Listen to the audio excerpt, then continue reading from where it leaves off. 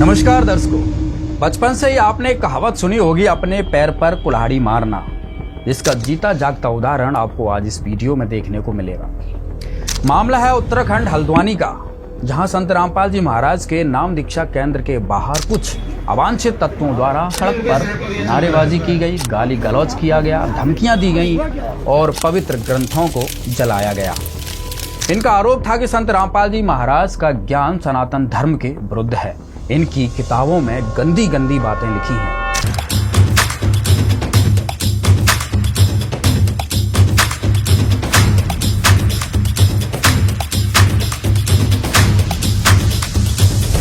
इस अपराध का षड्यंत्रकारी था निठल्ला हिमांशु जोशी नाम का एक सांप्रदायिक उन्मादी लफंडर। इसका उद्देश्य था कि संत रामपाल जी महाराज के प्रति लोगों को भड़का दिया जाए, जिससे आपस में लड़ाई झगड़े हो जाएं, खून खराबा हो और इसकी दाल रोटी चलती रहे जब इसको कहीं जाकर शांति मिले, क्योंकि ये उपद्रवी है और उपद्रवियों की पहचान होती है कि वो दंगे फसाद करते ही रहते हैं। और आप जब इसकी फेसबुक प्रोफाइल चेक करोगे तो हमेशा ही इसकी फेसबुक पोस्टों में दंगे फसाद वाली पोस्ट ही मिलेंगी। हमेशा हिंदू मुस्लिम लड़ाई झगड़े को उकसाने वाली पोस्ट करता रहता है। ये पत्तल चाट हिमांशु जोशी उपद्रवी, जो हिंदुओं का मसीहा बनना चाहता है, जो नंबर 1 का सड़क छाप गुंडा व्यक्ति है। देखिए वीडियो इसकी। तुमने यहाँ हिंदू नाम से क्यों लगा रखा ऊपर में? एक्चुअली क्या है ना, तुमने हमको बताया, जब तुमने देखा है हमारा तिलक देख लिया था तुमने, तुम धोखे में रख के कैसे खिलाया तुमने मुझे? मैं धोखा नहीं लगाता हूँ। धोखे में तुमने ऊपर में शुभ लाभ और ओम लिख रखा है, शुभ दीपावली लिख रखा है। बहुत पहले का लगा हुआ है सर, मैं जॉब। अरे पहले का लिखा हुआ है तुमने, यहाँ पे शुद्ध बिरयानी लिखा हुआ है, शुद्ध शाकाहारी बिरयानी। शाकाहारी कैसे लिख दिया तुमने? तुमने हमारी भावनाओं को यहाँ साला हम ब्रह्मचर्य का पालन कर रहे हैं, तुम हमको ये बिरयानी खिलवा रहे हो। एक्चुअली क्या है ना सर, हमारा तो हम कौन है तुम्हें पता है? कौन है हम लोग? कहाँ से हम लोग? कोई बात नहीं, तो मैं तुम्हारे हाथ की बिरयानी खाएंगे हम? चाहते थे या तो वहाँ पे नाम लिख के खिलवाते तो पता लग जाएगा क्या है करके। राष्ट्रीय सेवा संघ RSS से हम लोग कैसे खिलाते तुमने यहाँ पे? जब देख के भी सर मैं वेज ही हूँ। तुमने अपना नाम बताना चाहिए था ना हमको। तुम वेज हो चाहे कुछ भी हो, हमें खिलाओगे क्या? ब्राह्मण आदमी को खिलाओगे तुम? पूछ लेते सर आप। अरे हम क्या पूछते? तुम्हारा ऊपर जब देख लिया हमने, वहाँ पे तुमने अपना नाम क्यों नहीं लिखा हुआ है? आप पूछ लेते तो मैं आपको क्या पूछता मैं तुमसे? तुम हिंदू हो मुस्लिम हो, तुमसे पूछता मैं यहाँ पे? सर मैं वेज ही तुम यहाँ पे ऐसे नाम से चला रहे हो? बताओ, शुभ दीपावली तुमने लिखा हुआ है यहाँ पे, तुम शुभ दीपावली ओम लगा के चल रहे हो, नींबू मिर्ची टांग के। इसकी भरपाई किसी कीमत पे नहीं हो पाएगी, मैं बता रहा हूँ। जो तुमने कर दिया हमारा धर्म भ्रष्ट ना। सर आप इंक्वायरी कर हम लोग, लीजिएगा। अरे इंक्वायरी क्या करना है? तुम्हारे हाथ का थोड़ी खाएंगे यार। तुम कितना ही शुद्ध खिला दोगे, तुम्हारे हाथ का थोड़ी ना खाऊंगा। अरे उनको पता ही नहीं है। वेज ही है मेरा सर। अरे वेज से मतलब थोड़ी है, तुम्हारे हाथ का थोड़ी खाएंगे। तुम फल भी खिलाओगे हम तो, वो भी तुम्हारे हाथ का पानी ना पिए हम। सर कोई बात कैसे नहीं, खिलाओगे आप तुम मेरा हमको? नाम पूछ लेते सर, गलती हो गई मेरी। अरे नाम क्या पूछेंगे? नाम ठेले पे लिखोगे ना अपना। योगी जी ने जब कह रखा है तुम्हें यहाँ पे लिखोगे इस रूल के तहत। तुम्हारा फूड लाइसेंस दिखाओ मुझे, कहाँ पे है फूड लाइसेंस? दर्शकों, इस वीडियो से भी स्पष्ट तौर पर नजर आ रहा है कि ये व्यक्ति फिरका परस्त है, यानी नफरत फैलाने वाली घटिया सोच रखने वाला कीड़ा है। दर्शकों, एक वीडियो और देखिए।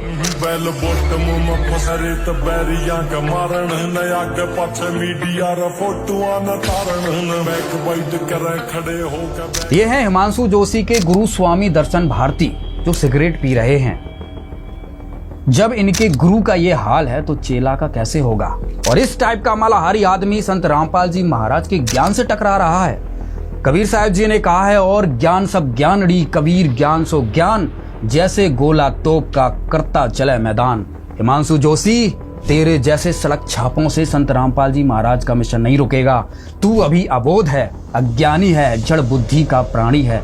हिमांशु जोशी, तेरी जानकारी के लिए बता देता हूँ संत रामपाल जी महाराज कौन है। नशे में बर्बाद करोड़ों परिवारों को आबाद करने वाले हैं संत रामपाल जी महाराज। दहेज के दानव से मुक्ति दिलाने वाले हैं संत रामपाल जी महाराज। आत्महत्या की कगार पर खड़े लाखों लोगों को नई जिंदगी की राह दिखाने वाले हैं संत रामपाल जी महाराज। गरीबी से जूझ रहे लोगों को खुशहाली का पथ प्रदान करने वाले हैं संत रामपाल जी महाराज। जात पात की बेड़ियों को तोड़कर समाज में समरसता लाने वाले हैं संत रामपाल जी महाराज। शाकाहारी जीवन शैली को लागू कर निर्दोष जीवों की हिंसा पर पूर्ण रूप से प्रतिबंध लगाने वाले हैं संत रामपाल जी महाराज। सनातन धर्म का आधार वेद है, उन वेदों का ज्ञान प्राप्त करने का जन अधिकार देने वाले हैं संत रामपाल जी महाराज। 5000 वर्ष बाद श्रीमद् भगवत गीता का वास्तविक अनुवाद करने वाले हैं संत रामपाल जी महाराज। पूरी पृथ्वी पर एकमात्र 5वें वेद का भेद और उसका ज्ञान देने वाले हैं संत रामपाल जी महाराज। पाखंडियों द्वारा फैलाई अज्ञानता के अंधकार को मिटाकर ज्ञान का प्रकाश फैलाने वाले हैं संत रामपाल जी महाराज। मुस्लिम धर्मगुरु डॉक्टर जाकिर नाइक जब पूरे हिंदू धर्म को गाली दे रहा था, गलत सिद्ध कर रहा था और छाती ठोककर हिंदू धर्म गुरुओं को डिबेट के लिए चैलेंज कर रहा था। डॉक्टर जाकिर नायक की खुली चुनौती। ये चैलेंज है, कोई भी शख्स हिंदुस्तान में हो, मिनिस्टर हों दो, कोई भी स्वामी हों दो, कोई भी शंकराचार्य हों दो, इंशाल्लाह मैं तालिब इल्म हूँ इस्लाम और दीगर मज़हब का। मैं तस्लीम करता हूँ कि डिबेट होना चाहिए, मैं उनसे डिस्कशन करता हूँ, अगर मुझे गलत साबित करो मैं बदलने को तैयार हूँ। तब कोई भी शंकराचार्य, आचार्य, महामंडलेश्वर और तेरे जैसे ब्राह्मणों की उसके सामने जाने से पैरों की पिंडी कांप रही थी।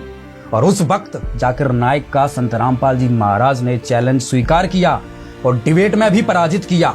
डॉक्टर जाकिर नाइक के इस चैलेंज को स्वीकार करता हूं, लेकिन अपने उस वायदे को याद रखना जिसमें कहा है कि जो मुझे झूठा सिद्ध कर देगा, गलत सिद्ध कर देगा, मैं अपने आप को बदल लूँगा। चैलेंज आपको 10 पॉइंटों पर झूठा कर दूंगा सिद्ध, और कभी भी आकर के वो अध्यात्मिक ज्ञान चर्चा कर सकते हैं। वो हैं हिंदू धर्म की इज्जत बचाने वाले संत रामपाल जी महाराज।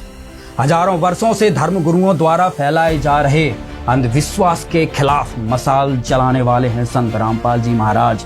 समाज में व्याप्त भ्रष्टाचार और अव्यवस्था के खिलाफ खड़े होने वाले हैं संत रामपाल जी महाराज। बहन बेटियों को मायके से लेकर ससुराल तक आजीवन सम्मान दिलाने वाले हैं संत रामपाल जी महाराज। गीता अध्याय 4 श्लोक 34 में जिस तत्वदर्शी संत की खोज करने के लिए अर्जुन को कृष्ण के द्वारा बोला गया, वो तत्वदर्शी हैं संत रामपाल जी महाराज। सभी धर्मों के पाखंडियों और पाखंड का भंडाफोड़ करने वाले एकमात्र जगत गुरु है संत रामपाल जी महाराज। जिसका दुनिया में कोई नहीं, उसका सहारा है संत रामपाल जी महाराज। खतरनाक से खतरनाक बीमारियों को भक्ति की शक्ति से खत्म करने वाले हैं संत रामपाल जी महाराज। गीता अध्याय 18 में बताए गए सनातन परम धाम में स्थायी निवास अर्थात मोक्ष दिलाने वाले हैं संत रामपाल जी महाराज। लिस्ट बहुत लंबी है हिमांशु बाबू। हिंदू मुसलमानों के नाम पर रोटी सेंक कर पेट भरने वालों, तुम क्या जानो हु इज संत रामपाल जी महाराज। दर्शकों, हिंदुत्व के नाम पर हिंसा फैलाने वाले कर्मकांडी गैंग ने ज्ञान तो है नहीं, जिस कारण से ठीक से समझ ही नहीं पा रहे हैं कि संत रामपाल जी महाराज क्या बताना चाहते हैं। और ये संत रामपाल जी महाराज का ज्ञान सुनना और समझना भी नहीं चाहते हैं, क्योंकि इनको ये डर सताने लगा है कि इनकी पेट पूजा और बटुआ पूजा बंद हो रही है। अभी तक हजारों सालों से इनका पीढ़ी दर पीढ़ी धंधा चलता आ रहा है कि यजमान के घर गए, कर्मकांड किया, ओम फट सुहा करके पत्तल चाट कर सीधे नाम का आटा चावल गेहूं झोला में भरकर दक्षिणा में करारे करारे नोट लेकर निकल लेते हैं। अब समय बदल गया है। वर्तमान में यजमान सब पढ़ लिख गए हैं और संत रामपाल जी महाराज के तत्व ज्ञान की रोशनी में गीता और वेदों के ज्ञान से परिचित हो गए हैं और कर्म कांड करवाने बंद कर दिए हैं। इस वजह से इनको अब अपना भविष्य चौपट नजर आ रहा है। इसलिए संत रामपाल जी महाराज के ज्ञान का विरोध करते रहते हैं, जबकि संत रामपाल जी महाराज का ज्ञान सर्व शास्त्रों से प्रमाणित है और ये शास्त्रों से मिलाते नहीं, फिर अपने ही ढोल की पोल खुलवाते हैं। अब देखिए इस मूर्ख अल्प बुद्धि का प्राणी अल्प ज्ञानी पत्तल चाट सांप्रदायिक उन्मादी फिरका परस्त हिमांशु जोशी का ये वीडियो। गिरोह जो है, जो रामपाल के नाम से गिरोह चल रहा है, तो वो बहुत खतरनाक गिरोह है। मैं आप सभी को बताऊं वो खतरनाक क्यों है, मैं आप सभी को लगातार बता रहा हूं। एक उसकी ये किताब है, देखिए मैं आपको बैक कैमरे से इसको दिखाता हूं। अगर आप सनातनी हैं, आप हिंदू हैं, तो आपको पता होगा कि हमारा जो सनातन, अभी मैं आपको एक लाइन पढ़ाऊंगा जो इस गिरोह का पर्दाफाश करने के लिए काफी है और आपके सोचने के लिए काफी है। आप अगर पढ़ सकते हैं, इस किताब के पेज नंबर 30 में आप देखिए कि क्या लिखा हुआ है। ये आप पढ़ सकते हैं, देखिए क्या लिखा हुआ है। ये ऐसे शब्द हैं कि मैं पढ़ नहीं सकता, मैं तो चाहता था कि मैं दिखाऊं भी नहीं आप सभी को।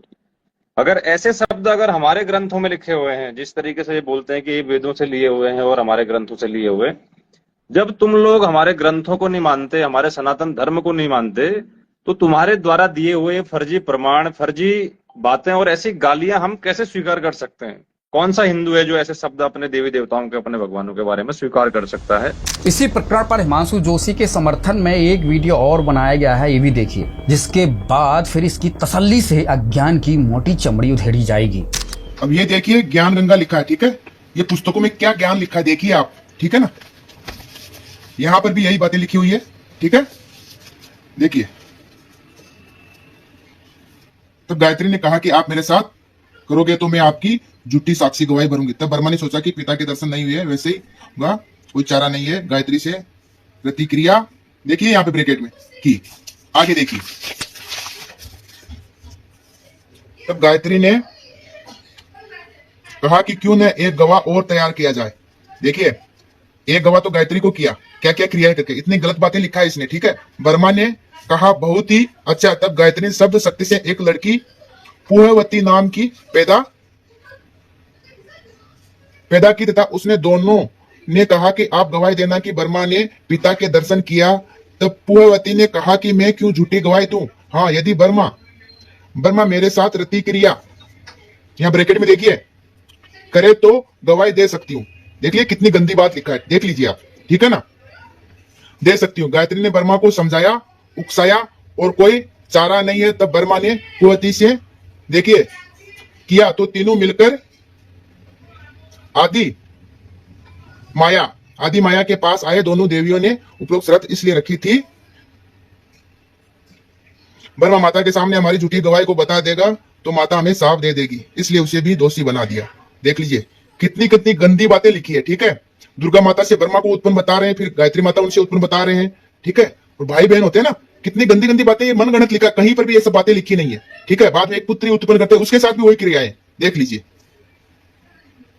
इतनी गंदी बातें लिखी है इसने, ठीक है। आगे और देखिए यहाँ पे, इस काल भ्रम के लोक में यह बुराई प्रारंभ से ही तथा यहाँ के लोक में देवता भी बुराई से अछूते नहीं है। जैसे अब यहाँ देखिए, जैसे श्री विष्णु जी ने जालंधर राक्षस की पतिव्रता पत्नी तुलसी के साथ धोखा करके उसके साथ रति क्रिया, और यहाँ देखिए ब्रैकेट में क्या लिखा है, करके उसका पतिव्रता भंग किया। ये इतनी गंदी गंदी बातें लिखा है, देख लीजिए। हम तुलसी माता के घर में कैसे पूजा करते हैं, तुलसी विवाह करते हैं, ठीक है। और ये इतनी गंदी बातें लिखा है इन पुस्तकों में। दर्शकों, पवित्र पुस्तक ज्ञान गंगा में जो प्रकरण आपने पढ़ा और वीडियो में देखा, इसमें इस कर्मकांडी गैंग ने 4 बिंदुओं पर आपत्ति जताई और अपनी औकात दिखाकर उत्तराखंड के हल्द्वानी में संत रामपाल जी महाराज के नाम दीक्षा केंद्र के बाहर जाकर ताली पीट कर मुजरा किया। तो हिमांशु जोशी जी, ज्ञान गंगा पढ़कर इतना उछल कूद करने की कहाँ जरूरत थी? आपके घर पर तो सारे ग्रंथ होंगे ही, क्योंकि आप तो हिंदू धर्म के ठेकेदार हैं, इनको ही पढ़ लेते, लेकिन आपने वो पढ़ा नहीं। चलो, उसमें आपकी भी कोई गलती नहीं, क्योंकि कर्मकांडी गैंग के वंशज हैं जो आप। सदग्रंथों का ज्ञान तो आपके पूर्वजों को भी नहीं था। चलो कोई बात नहीं, अब हम आपको यहीं पढ़ कर दिखा देते हैं जोशी जी, जिससे तुम्हारा ये महिमा पाने का जोश थोड़ा ठंडा हो जाएगा। दर्शकों, इन्होंने संत रामपाल जी महाराज की ज्ञान गंगा से 4 सवाल उठाए। गायत्री के साथ ब्रह्मा जी ने संभोग किया, पुहुपवती के साथ भी ब्रह्मा जी ने संभोग किया, ब्रह्मा जी को संभोग करके बताया है, और विष्णु जी ने तुलसी के साथ संभोग किया, शिव जी ने मोहिनी रूप देखकर वीरपात कर दिया। दर्शकों, ये लोग इन 4-5 बातों को लेकर बवंडर उठा रहे हैं। जो पवित्र ग्रंथ ज्ञान गंगा में संपूर्ण सृष्टि रचना के विवरण में ब्रह्मा का अपने पिता काल ब्रह्म की प्राप्ति के लिए प्रयास नामक प्रकरण में ये कथा संत रामपाल जी महाराज द्वारा बताई गई है, जो 100% सत्य है। लेकिन इसका जवाब भी हम आपको जरूर देंगे, इसके साक्ष्य देंगे।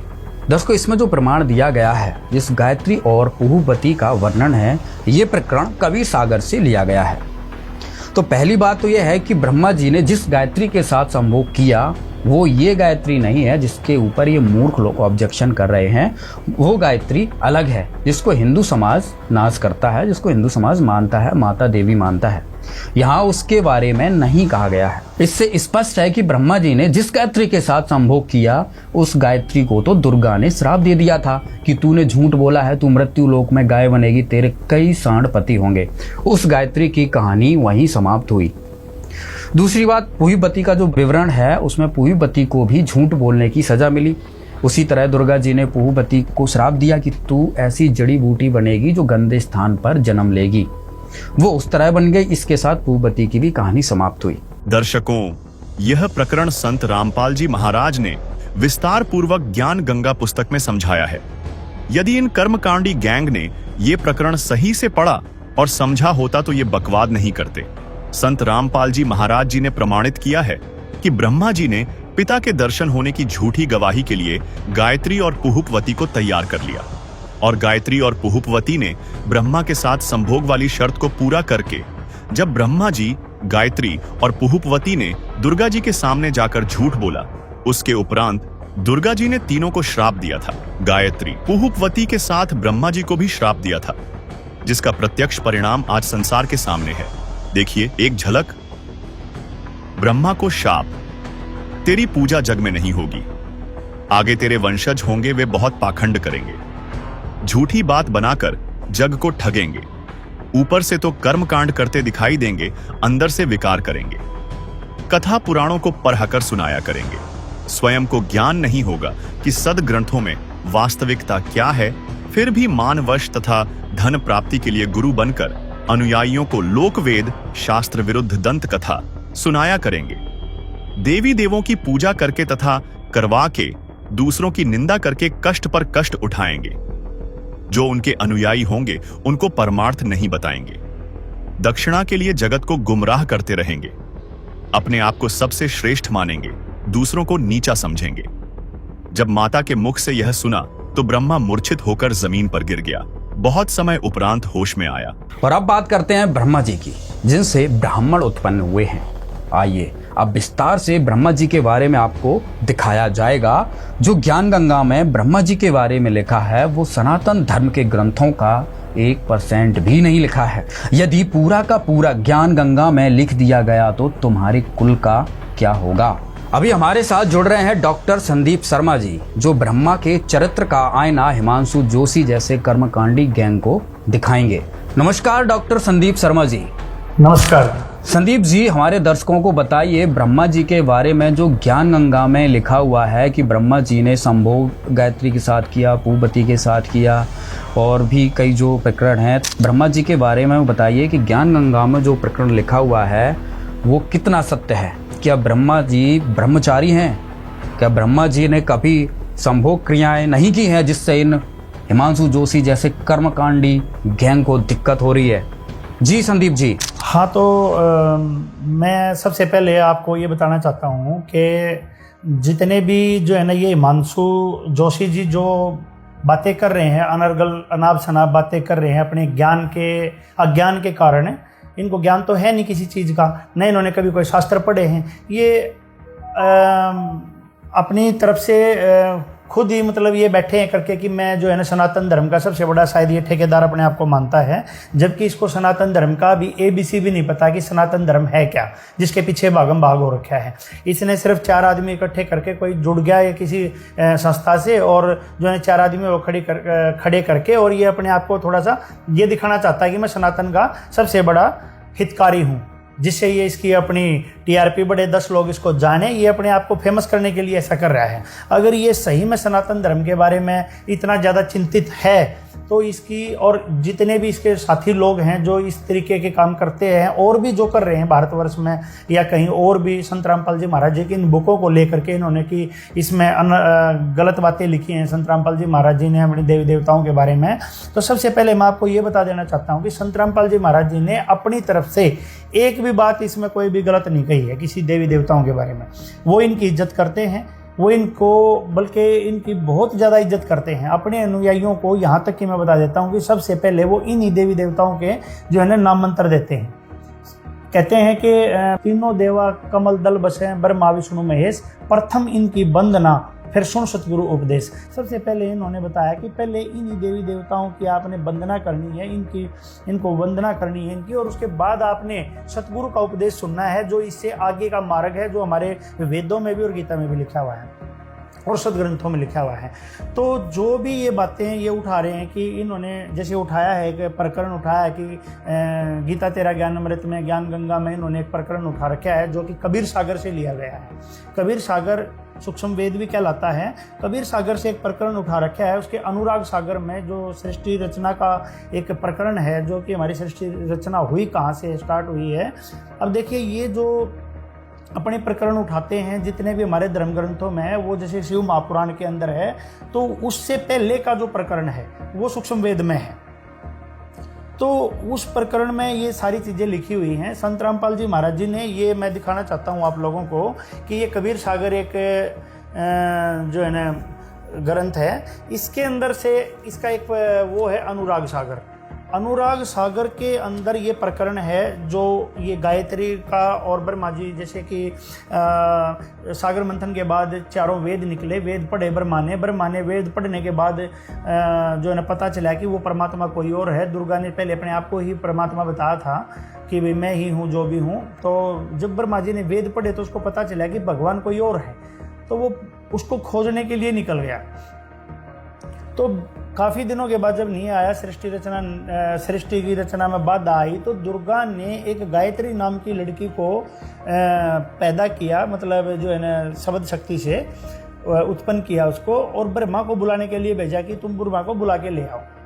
तो ब्रह्मा ने के पास जब वो गई तो उसने ब्रह्मा ने जो है ना कहा कि भाई वहाँ जाने के बाद कि मैं इसको कैसे जगाऊं कि भी ये क्रोधित हो जाए। तो उसने ध्यान से माता से बात करी कि इसको मैं कैसे जगाऊं। तो माता ने उसको बताया ध्यान में कि तुम इसके पैरों को छू दो तो इसकी समाधि भंग हो जाएगी। तो गायत्री ने वैसे ही किया, तो ब्रह्मा की समाधि भंग हुई। तो ब्रह्मा उसको श्राप देने लगा कि भाई मैं तुम्हें कुछ श्राप देता हूँ कि भाई तूने मेरे कौन दुष्टा हो, तुमने मेरे जो है ना ध्यान को भंग कर दिया परमात्मा वाले। तो उसने कहा कि भाई आप बाद में श्राप देना, पहले मेरी बात को ध्यान से सुनो। मुझे माता ने भेजा है तुम्हारे को सृष्टि रचना करने के लिए, उसमें बात आई हुई है, तो आप चलिए और जो है ना सृष्टि रचना का काम शुरू करिए। तो उसने कहा कि भाई मैं गायत्री, मैं जाऊं कैसे वहाँ पे, क्योंकि मैं माता से वचन करके आया हूँ कि भाई मैं जो है पिताजी के दर्शन करके ही वापस आऊँगा, अदरवाइज नहीं आऊँगा, मैं तो नहीं आऊँगा। तो मैं कैसे जाऊँ? तो ये समस्या ब्रह्मा के सामने हुई। तो ब्रह्मा ने कहा अगर तुम माता के सामने मेरी गवाही दे दो कि हाँ मेरे सामने ब्रह्मा को पिता के दर्शन हुए परमात्मा के, तो मैं तेरे साथ चल सकता हूँ, ना तो मैं माँ को क्या मुँह दिखाऊंगा।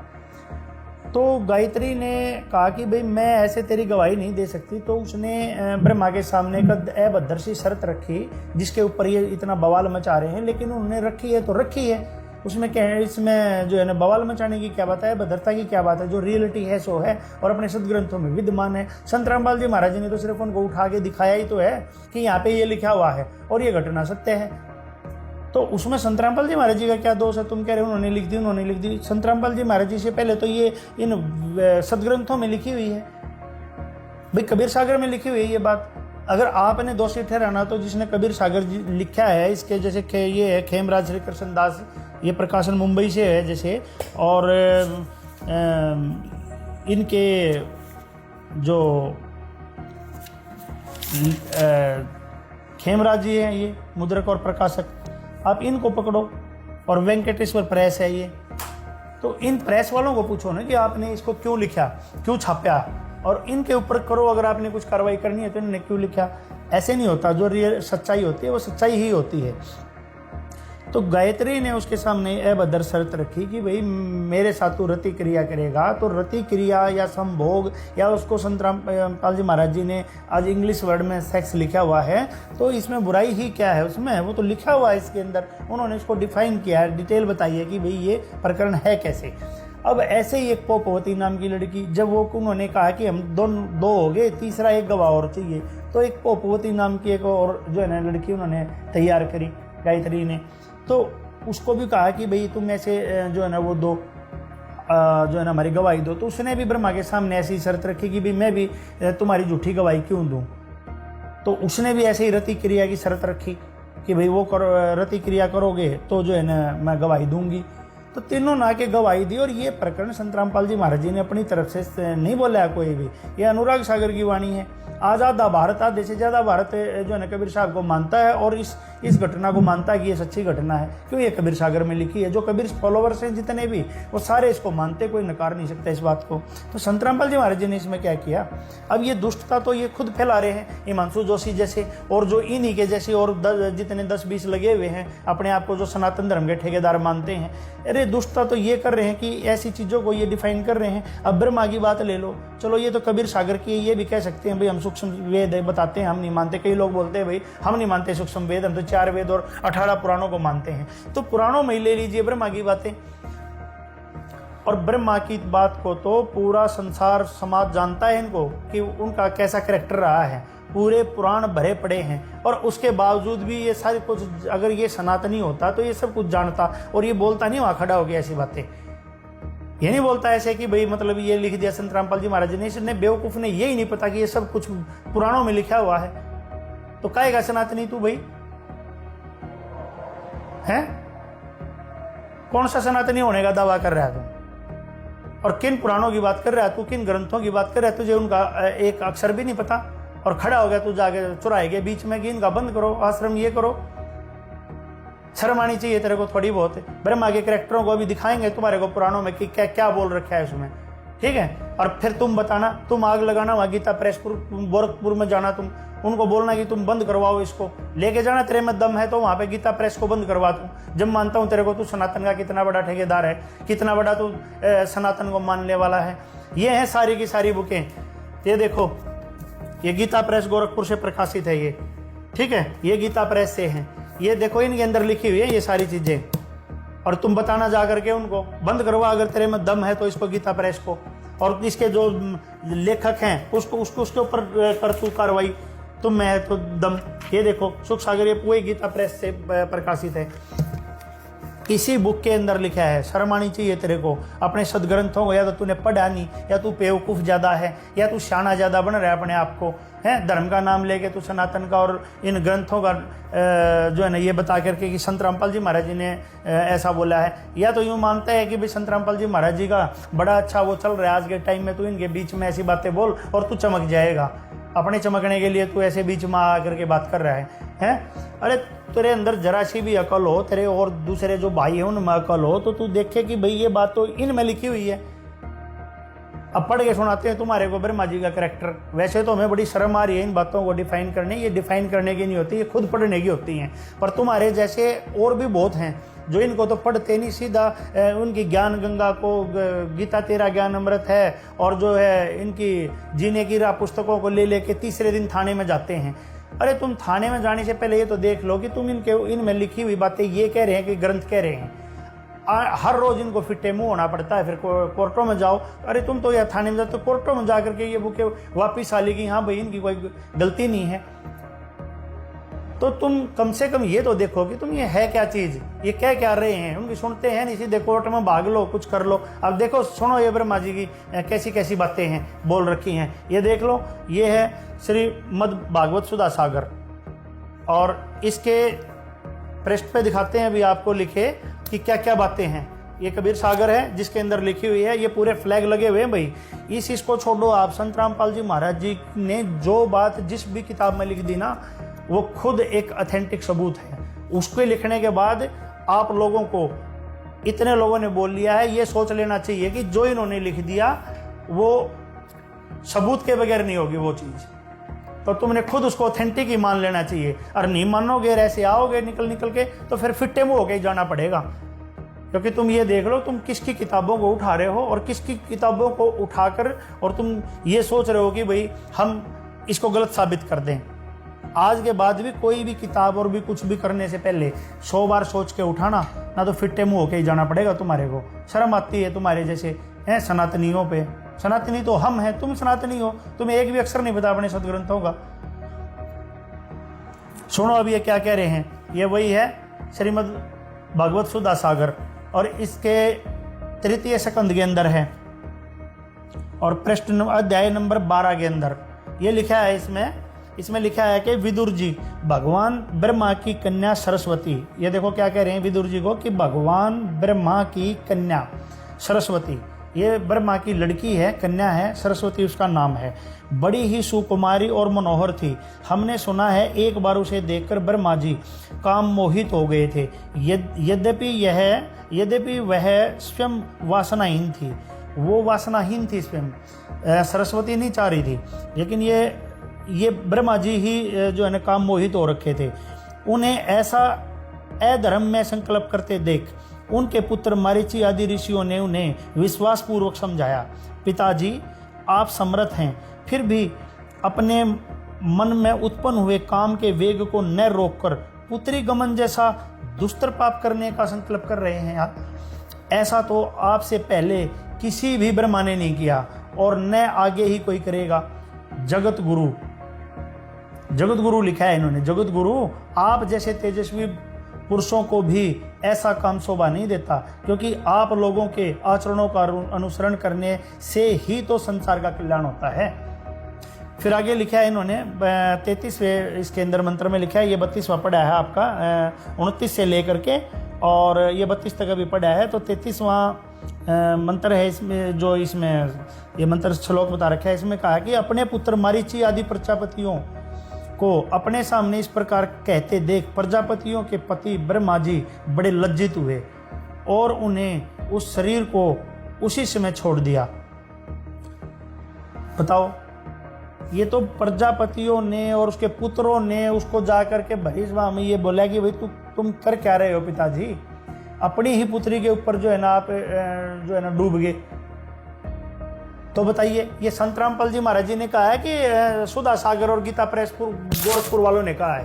तुम्हारे अंदर तो इतनी भी अकल नहीं है, तुम इतनी भी जो है ना समझ नहीं कर सकते कि ये लिखा कहाँ है, ये फ्लैग लग रहे हैं ना। हो तो पृष्ठ नंबर दोबारा देख लियो भाई, ये रख दिया। अब और दिखाते हैं आपको, कितने दिखाऊंगा मैं यहाँ पे, मेरे पास तो इतने रखे हैं यहाँ पे कि तुम सुनते सुनते मेरे को भी शर्म इतनी आने लग रही है और तुम भी जो है ना वो मानोगे कि भाई ये क्या चीज़ होगी। अपने कोई भी संत रामपाल जी महाराज जी की चीज़ें उठाने से पहले 100 बार सोचा करो, क्योंकि उनकी कोई भी बात बगैर प्रूफ नहीं होती। और समाज में ऐसी दुष्टता फैलाने की जरूरत नहीं है और अपने आप को चमकाने की, इससे नहीं चमकता, इससे दुष्टता जाहिर होती है आप लोगों की। ये देखिए, और शिव महापुराण है, प्रथम खंड है और गीता प्रेस गोरखपुर से प्रकाशित है। ये देख लीजिए सारी चीज़ें, कभी सोचे भाई कोई जिल्द लगा दी, अपने यहाँ ला करके देख लेना। गीता प्रेस गोरखपुर से है ये सारा का सारा। अब इसी के इसमें भी आप देखिए, ये रुद्र संहिता है सती खंड के अंदर, और इसके अंदर है ये 28वें से लेकर के 27वें से लेकर के चले हैं। 27वां मंत्र है रुद्र संहिता सती खंड शिव महापुराण। इसके पृष्ठ नंबर 320 से शुरू है ये। इसमें लिखा है कि हे मुने, अब सबसे पहले हम आपको ये बताते हैं, कितनी भी शर्म की बात है इसमें कि आप ये देखिए, जैसे ही इसका ये प्रकरण शुरू होता है, शिव का सती के साथ विवाह, और विवाह के समय शंभु की माया से ब्रह्मा का मोहित होना और विष्णु द्वारा शिव तत्व का निरूपण। इसमें लिखा है कि ब्रह्मा जी बोले, स्टार्टिंग ये ब्रह्मा जी बोले, किसको बोले? हे नारद, अपने पुत्र नारद से, एक पिता अपने पुत्र से ऐसी घटिया बातें कर रहे हैं, आप सुनिए। या तो अब ये लिखने वाले गलत हैं या ये छापने वाले गलत हैं। इनको पकड़, अगर सच में सनातनी है तो, या तेरी टीम सनातनी है तो इनसे पूछ जाकर के ये सवाल जो आज खड़ा हो गए संत रामपाल जी महाराज जी बोल रहे, मेरे वो तो दिखा रहे हैं, उनके मंत्र देते हैं खुद अपने शिष्यों को। शर्म तो आनी चाहिए तुम्हारे जैसे लोगों को। देखो क्या कह रहे हैं, ब्रह्मा जी बोले हे नारद, अपने बेटे नारद से क्या कह रहे हैं?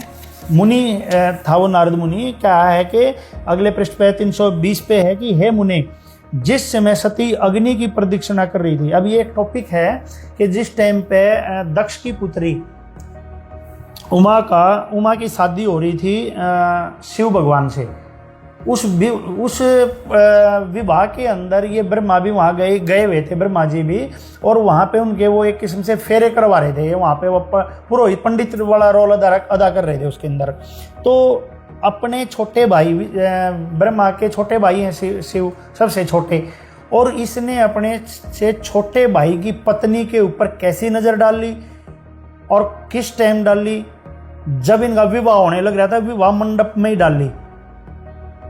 अब ये संत रामपाल जी महाराज जी नहीं कह रहे, अब ये कह रहे हैं, कभी ये संत रामपाल जी महाराज जी के शिष्य आगे ये कह रहे हैं। ये देख लो पहले, इससे पहले कह कौन रहा है। ये गीता प्रेस गोरखपुर से प्रकाशित वाली बुक का शिव महापुराण ये कह रहा है ये बातें। हम वो आपको पढ़ के सुना रहे हैं, और ये भी क्यों सुना रहे हैं? क्योंकि तूने पढ़ी नहीं कभी, इसलिए हमारी मजबूरी होगी ये तुम्हें पढ़ाना। ना तो तुम अगर सही होते तो अपनी पढ़ के जब बात करते आके, लेकिन अब हमें पढ़ानी पड़ रही है। सुनो इसमें क्या लिखा है। इसमें लिखा है हे मुने, जिस समय सती अग्नि की प्रदक्षिणा कर रही थी, यानी कि अग्नि के चारों ओर चक्कर लगा रही थी, अपनी उस वाले प्रदक्षिणा कर रही थी, उस समय उनके दोनों चरण, दोनों पैर वस्त्र से बाहर आए हुए थे। जब वो खड़ी होकर चक्कर लगा रही थी तो उसका पैर जो है ना दिखने लग रहे थे कुल मिला के। मैंने उन्हें देख लिया, ब्रह्मा जी का ध्यान उनके पैरों पे जाके पड़ा हे द्विज श्रेष्ठ, शिवजी की माया से मोहित हुआ मैं काम से व्यापक चित्त वाला होकर सती के दूसरे अंगों को देखने लगा। अब ब्रह्मा जी बता रहे हैं अपने पुत्र नारद को, देखो बाप बेटे की कैसी बातें चल रही हैं, कितने बढ़िया बाप बेटे की बातें चल रही हैं, ध्यान से सुनो तुम भी हैं। ये कह रहे हैं कि बेटा नारद, हे द्विज श्रेष्ठ, मैं काम से व्यापक चित्त वाला होकर सती के दूसरे अंगों को देखने लगा। मैं जैसे जैसे सती के अंगों को उत्सुकता पूर्वक देख रहा था, वैसे वैसे प्रसन्न हो कामार्थ हो रहा था। मेरे को काम वासना ने ज़्यादा, मैं हर्षित हो रहा था, खुश हो रहा था और काम वासना मुझे ज़्यादा सता रही थी। हे मुनि, नारद मुनि, इस प्रकार पतिव्रता दक्ष पुत्री को देखकर कामाविष्ट मन वाला मैं उनके मुख को देखने का इच्छुक हो गया। अब मेरे मन में उसके मुंह को देखने की और इच्छा हुई कि मैं उसके मुंह को भी देखूं।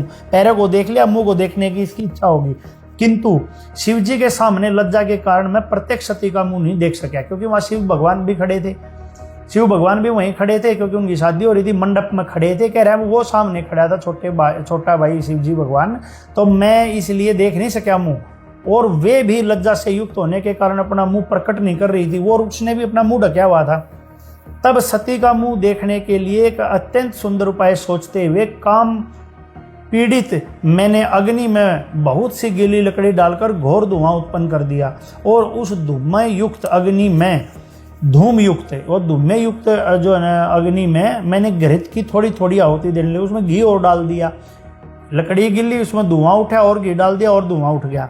तब गिल्ली लकड़ी के संयोग से चारों दिशाओं में घोर धुआं फैल गया। इस प्रकार धूमाधिक होने के फलस्वरूप वेदी के चारों ओर अंधकार ही अंधकार हो गया। अब अनेक प्रकार की लीला करने वाले प्रभु महेश्वर के नेत्र भी धूम से व्याकुल हो उठे, यानी कि उनके जो आंखें थी शिव भगवान की, वो धुएं के कारण अंदर घुस गई, तो उन्होंने भी अपने आंखों के आगे ऐसे हाथ डाल लिया, धूम से व्याकुल उठे और उन्होंने दोनों हाथों से अपने नेत्रों को बंद कर लिया। तत्पश्चात उसके बाद काम से पीड़ित मैंने प्रसन्न मन से वस्त्र हटाकर सती के मुंह को देख लिया। वो धुएं का सहारा लेकर शिव जी ने आंखें बंद कर ली और ब्रह्मा ने जाके अपने छोटे भाई की पत्नी का विवाह मंडप में ही उठा के मुंह देख लिया। ठीक है, अब देख लेना भाई कौन है अश्लील चीजें और अश्लील बातें कौन कर रहा है। रामपाल जी लिख रहे हैं, महाराज जी लिख रहे हैं, या ये कोई ब्रह्मा जी कर रहे हैं, या ये छापने वाले कर रहे हैं। तुम देख लियो, निर्णय कर लियो और भी देख लियो वह देखने वाले। हे पुत्र, अपने पुत्र को फिर कह रहे हैं ब्रह्मा जी, हे पुत्र, मैं सती के मुख को बार बार देखने लगा। इस प्रकार अवश होकर मैं इंद्रिय विकार से युक्त हो गया, अपने को असंयमित देख संकुचित हो रहा था मैं। और ये ब्रह्मा जी कह रहे हैं कि मैं असंयमित हो रहा था, मैं आश्चर्य से चकित होकर मौन हो गया। भगवान शिव अपनी दिव्य दृष्टि से इसे जानकर क्रोधित होकर कहने लगे। अब भगवान शिव ने इसको जान लिया कि इसने ब्रह्मा के मन में क्या चल रहा है, और उसके ऊपर वो क्रोधित होने लगे। यानी कि शिव भगवान बोले ब्रह्मा को कि हे पाप, बताओ। अब आप कह रहे हो ये संत रामपाल जी महाराज जी इनकी बिला ऐसे कहते हैं वैसे कहते हैं, ये तो फिर भी नहीं कहते, लेकिन ये देख लो ये क्या कहने लग रहे हैं। ये ब्रह्मा जी को कह रहे हैं, हे पाप आत्मा, आपने ऐसा कुत्सित कर्म क्यों किया जो कि विवाह में राग पूर्वक मेरी स्त्री का मुंह देखा। भाई उसने कहा कि जो कि विवाह में उनका दोनों की शादी होने लग रही थी, शिव और उसकी उमा की, कह रहे हैं कि तुमने राग पूर्वक यानी कि प्रेम पूर्वक मेरी स्त्री का मुंह देखा, तूने ऐसा क्यों किया। आप समझते हैं कि शंकर इस कुत्सित कर्म को नहीं जान सकेंगे। हे विधे, इस त्रिलोक में कोई भी बात मुझसे अज्ञात नहीं रह सकती, तो ये कैसे छिपी रहेगी। फिर कहा ब्रह्मा के बारे में, फिर सुनो, हे मूढ़, हे मूर्ख। ब्रह्मा जी को ये मूर्ख कह रहे हैं। अब ये कौन कह रहे हैं, ये गीता प्रेस वाले ने छापी है और ये शिव पुराण के अंदर लिखी है। अब कौन कह रहा है, रामपाल जी महाराज जी, संत रामपाल जी महाराज जी कह रहे हैं, या कौन कह रहे हैं। असली सनातनी है तो इस बात को नोट कर और एक्शन लेके दिखा हमारे को, तो सही सनातनी है तो ठीक है। इसमें लिखा है, हे मूर्ख, जिस प्रकार तिल के सभी अवयव में तेल रहता है, उसी प्रकार तीनों लोकों में जो कुछ भी स्थावर जंगम पदार्थ है उनमें मैं रहता हूं। ब्रह्मा बोले कि फिर बोले ब्रह्मा तत्पश्चात विष्णु के प्राय शंकर जी से कहकर विष्णु के वचन का स्मरण कर शूल लेकर मुझ ब्रह्मा को मारना चाहो। त्रिशूल लेकर उसके पीछे पड़ लिए मारने के लिए। अब इसके बीच में ज़्यादा लंबा है प्रकरण, आप लोग पढ़ सकते हो इसमें। तो अब आगे चल करके इसमें 45 पे लिखा है इसमें कि ब्रह्मा ने कामना युक्त होकर सती को क्यों देखा, इतने अत्यंत गृहित कर्म किया। ये गृहित मतलब घटिया कर्म किया, इसलिए अपराधी ब्रह्मा का वध मैं अवश्य करूंगा। ये शिव भगवान बोल रहे हैं कि मैं इसको मारूंगा जरूर। अब ये पूरा का पूरा विवरण है, आप लोग पढ़ सकते हो, ज़्यादा लंबा हो जाएगा। इसमें आखिरी में फिर 57 में फिर लिखा है कि ब्रह्मा बोले, हे नारद, विष्णु के द्वारा की गई इस प्रार्थना को सुनकर दृढ़ व्रत शंकर जी सभी लोगों को सुनाते हुए भगवान विष्णु से इस प्रकार कहने लगे। विष्णु से कहने लगे शिव जी। महेश बोले, हे देवादेव रमेश, हे वैष्णो, हे मेरे प्राण प्रिय तात, मैंने बड़े भाई, मुझको इसका वध करने के लिए मत रोके, क्योंकि यह दुष्ट है। ब्रह्मा जी को ये दुष्ट भी बता रहे हैं, कई पाप आत्मा बता रहे हैं। और अभी ये देख लो तुम, महाराज जी ने तो कहते हैं प्रथम इनकी वंदना, पहले इन देवी देवताओं की वंदना करो। सभी अपनी संगत वालों को प्रथम मंत्र में ये उनके नाम देते हैं, ब्रह्मा विष्णु महेश दुर्गा के। संत रामपाल जी महाराज जी बताते हैं सबसे पहले इनकी वंदना करो और फिर सुनो सतगुरु उपदेश, और फिर सतगुरु का उपदेश सुनो, वो तत्व ज्ञान जो है। और तुम कह रहे हो कि इनकी बेइज्जती करते हैं, अश्लील बातें लिखते हैं।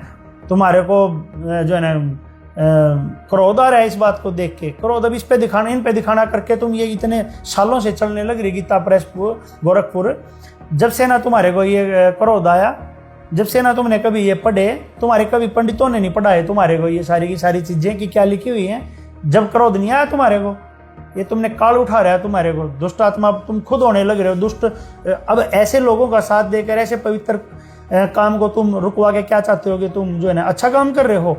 और तुम देख लेना ये करके ये रुकने वाला नहीं है ऐसे जैसे तुम सोच रहे हो। आगे पढ़ना क्या लिखा है इसके अंदर, मुझको इसका वध करने से मत रोके, क्योंकि यह दुष्ट है। ब्रह्मा जी के बारे में आपकी पूर्व प्रार्थना को मैंने अगले पेज पे है ये 394 पे 394 पे है इसमें कि आपकी पूर्व प्रार्थना को जिसे मैंने स्वीकार किया था उसे पूर्ण कहूंगा। इस महापापी, ब्रह्मा जी को कह रहे हैं, ये महापापी तथा दुष्ट चतुर्मुख ब्रह्मा का वध मैं अवश्य करूंगा। इससे आगे है कि मैं अपनी की गई प्रतिज्ञा को पूरा करते हुए इस ब्रह्मा का वध करके अन्य सृष्टिकर्ता को उत्पन्न कर लूंगा। अतः हे लक्ष्मीपते, इसका वध करने से मुझे मत रोकिए। देखो कितने मतलब दुखी हो रहा है, उसकी शादी हो रही है, उसकी शादी में ये बैठा है, बड़ा भाई है उसका है, और धुआं करके वहीं उसके कभी पैरों को देख रहे हैं ब्रह्मा जी, कभी उसके मुंह को जो पल्ला ढक रही है थोड़ी सी शर्म के मारे है, उस कपड़े को उठा के देख रहा है और प्रसन्नचित, और जो है ना इसमें लिखा है कि वो राग से युक्त होकर के जो है ना उसको अपने छोटे भाई की पत्नी को वहीं देख रहा है। तो भाई हम क्या कहें, तुम आप लोग देख लो इनके कर्तव्यों को। और सर्वविदित है ये, तो तुम्हारी तो बुद्धि खराब हो रही है जो तुम बार बार ऐसे प्रकरणों को उठा रहे हो। और ये तो दो दिखा दिया तुम्हारे को, शिव महापुराण दिखा दिया और तुम्हारे को भाई कबीर सागर दिखा दिया, और सब ये श्रीमद भगवत सुधा सागर दिखा दिया आप लोगों को। इसमें बहुत सारी चीज़ें हैं, अब ये उठा के दिखाऊंगा। ये मत्स्य पुराण के अंदर भी ये चीज़ लिखी हुई है, ये फ्लैग लगे हुए हैं। ब्रह्मा सरस्वती का जो है ना संभोग, इसके अंदर भी है मत्स्य पुराण के अंदर। अब ये देख लो, ये भी वही गीता प्रेस पर, अरे सारे पुराण भरे पड़े हैं। और तुम बात कर रहे हो कि भाई तुम्हारा खून खुलता है, खून खुलता है तुम्हारा, तो ये यहाँ पे जाकर खोलो ना खून को, पता चले कितना खुलता है तुम्हारा खून है। ये देख लो, ये भी निशान है इसी पे मत्स्य पुराण के अंदर, स्टार्टिंग में ही है अध्याय नंबर 4 मत्स्य पुराण का, पृष्ठ नंबर 22 पे स्टार्ट होता है। ये मत्स्य पुराण है, ये हिंदी अनुवाद गीता प्रेस गोरखपुर से प्रकाशित है। ये भी ये देख लीजिए। माल की बात कर रहे हो तुम, सारे पुराण दिखाएंगे हम तुम्हें उठा के 18 के 18 है। कुछ तो श्रम कर लो तुम। इस समाज को तुम कहाँ लेके जाना चाह रहे हो?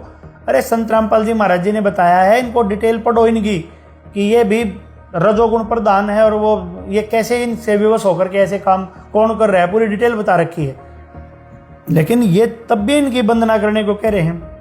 इनकी पहले इनकी जो है ना आराधना करवाते हैं, साधना करवाते हैं इनकी पहले, और तुम उनकी उन्हीं की जो है ना उनको गलत बता रहे हो, उनकी बुकों को कह रहे हैं उनको बंद करो, नामदानों को, आश्रमों को। थोड़ी शर्म तुम करो, अगर सनातनी हो तो ढंग से पढ़ लो। संत रामपाल जी महाराज जी से और उनके शिष्यों से बढ़कर कोई सनातन धर्म पे आज नहीं चल रहा है। ध्यान से पढ़ लेना, एक एक बात का जवाब दे देंगे आपको। एक एक बात प्रश्न करो, एक एक बात का जवाब मिल जाएगा तुम्हारे को, और सनातनी कौन है इस चीज का कंप्लीट पता चल जाएगा। सनातनी कभी उग्रवादी की तरीके से ऐसे लड़ाई झगड़े नहीं करते। ज्ञान है तो ज्ञान का जवाब ज्ञान से देके दिखाओ, तुम्हें पता चले हाँ तुम कितने सनातनी और ज्ञानी हो।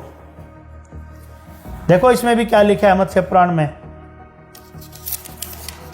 प्रश्न नंबर 22 पर लिखा है, परंतु वह स्त्री सरस्वती, वह स्त्री सरस्वती, इसको अभी यहाँ पे ये शतरूपा भी कहते हैं इसको, जो कि शतरूपा तो मनु की पत्नी थी। वह स्त्री सरस्वती शतरूपा नाम से विख्यात हुई, और वही सावित्री, गायत्री और ब्रह्माणी भी कही जाती है। इसी प्रकार ब्रह्मा ने अपने शरीर से उत्पन्न होने वाली, यहाँ सावित्री लिखा है लेकिन ऊपर सरस्वती है, सावित्री तो इनकी पत्नी थी, को अपने पुत्री के रूप में स्वीकार किया। यानी कि उस सरस्वती को इन्होंने अपनी पुत्री के रूप में स्वीकार किया। यहाँ सावित्री लिखा है तो पत्नी थी, परंतु तत्काल ही उस सावित्री को देखकर वे सर्वश्रेष्ठ प्रजापति ब्रह्मा मुग्ध हो उठे और यूं कहने लगे, कैसा मनोहर रूप है, कैसा सौंदर्यशाली रूप है। ब्रह्मा को सावित्री के मुख की ओर अवलोकन करने के अतिरिक्त कुछ अन्य नहीं दिखता था। वे बारंबार यही कह रहे थे कि कैसा अद्भुत रूप है, कैसी अनोखी सुंदरता है। तत्पश्चात वह सावित्री झुककर उन्हें प्रणाम करने लगी। तब ब्रह्मा पुनः उसे देखने लगे। तदंतर सुंदर सावित्री ने अपने पिता ब्रह्मा की प्रदक्षिणा की, उनके चारों घूमने लगी। आगे लिखा है कि तदंतर ब्रह्मा ने अपने उन मरीचि आदि मानस पुत्रों को आज्ञा दी कि तुम लोग भूतल पर चारों और देवता, असुर और मानव रूप प्रजाओं की सृष्टि करो।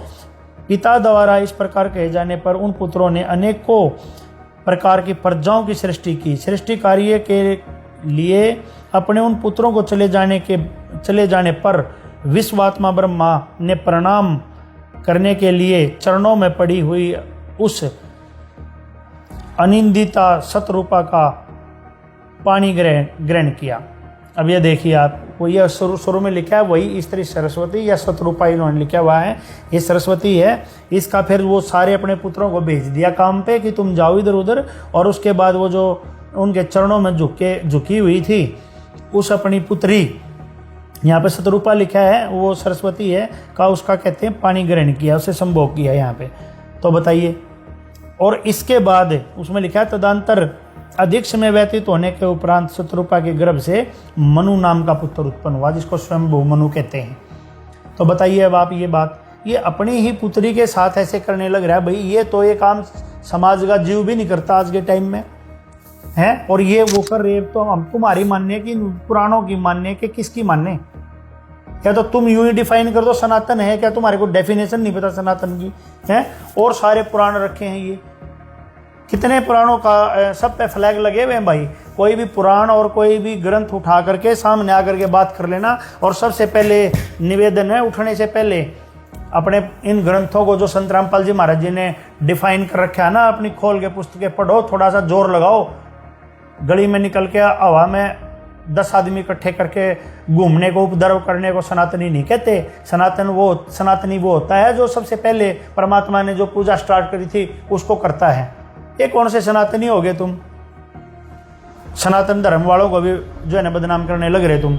जी बहुत बहुत धन्यवाद डॉक्टर संदीप शर्मा जी, जो आपने हमारे दर्शकों को और खासकर इस हिमांशु जोशी को ब्रह्मा जी के चरित्र का आईना आपने दिखाया, और उम्मीद है कि इसका असर हिमांशु जोशी जैसे सनातन प्रेमियों को हो जाना चाहिए, और अभी से इसी वक्त से खाना पीना छोड़कर अनशन पर बैठ जाना चाहिए हिमांशु जोशी जी। और जब तक आपकी क्रांति चलनी चाहिए, जब तक इन पुराणों को भारत में बैन ना कर दिया जाए। इतना अनाप शनाप लिखा हुआ है, इनकी हिम्मत कैसे हो गई पुराणों में लिखने की, और आप हिमांशु जोशी अभी तक शांत बैठे हैं। और दर्शकों, इन कर्मकांडी ब्राह्मणों के लिए भी बड़ी शर्म की बात है, जब ब्रह्मा जी का ही यही हाल है तो इनके वंशज तो और गए गुजरे होंगे। हिमांशु जोशी जी, अब आप ज्ञान गंगा को जलाएंगे या इन पुराणों को?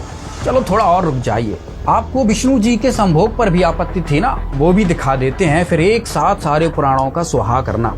देखिए विष्णु जी की ये संभोग लीला। संत रामपाल जी महाराज विश्व को जगाने के लिए निकल पड़े हैं, विश्व को जगा रहे हैं। इन ग्रंथों को सभी को, इन ग्रंथों की सच्चाई को रूबरू करवा रहे हैं। और जो ये कुछ धर्म के ठेकेदार हैं, इन्होंने संत रामपाल जी महाराज जी को जेल में डाल दिया और ये उनके ज्ञान को रोकना चाह रहे हैं, उनके ज्ञान का विरोध करना चाह रहे हैं। सच्चाई ये है कि इनकी दुकानें बंद होगी, हिंदू धर्म खतरे में नहीं है, इनका धंधा खतरे में है। ये संक्षिप्त गीता प्रेस गोरखपुर से देवी भागवत पुराण है। इसके जो है संक्षिप्त देवी भागवत में 9वां स्कंद है। 9वें स्कंद में जो है और 726 पेज पे लिखा हुआ है, जो है तुलसी नाम की एक पतिव्रता स्त्री थी, ठीक है। तो उसका जो पति था वो शंखचूड़ था, वो मर नहीं रहा था। तो विष्णु जी ने क्या किया, उसका रूप बना करके उस तुलसी का पतिव्रता धर्म नष्ट किया, भंग किया। और यानी कि उसके पति का रूप बना करके उसके साथ जो है संभोग किया। और जब उसको पता लगा, तुलसी को पता लगा, तो उन्होंने जो है विष्णु जी को श्राप दे दिया।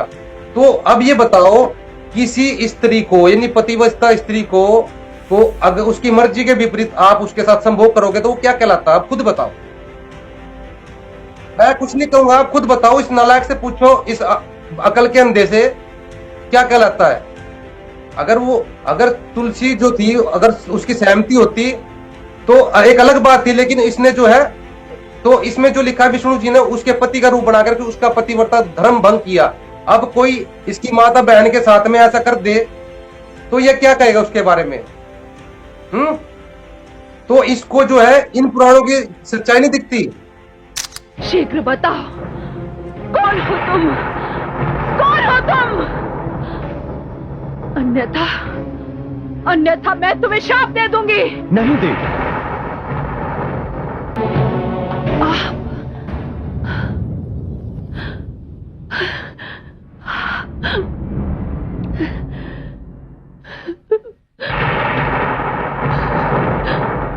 आप त्रिलोकीनाथ हैं, मैं तो आप ही को प्राप्त करना चाहती थी, किंतु तुलसी बनने के पश्चात मेरे भाग्य में शंखचूड़ ही लिखे थे।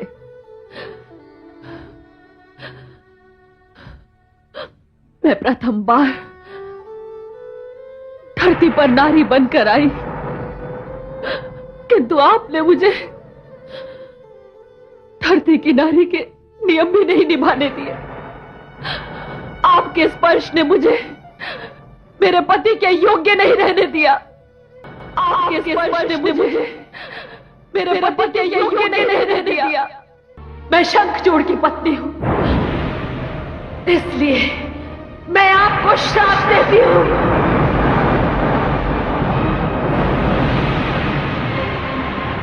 कि आप पाषाण बन जाएंगे।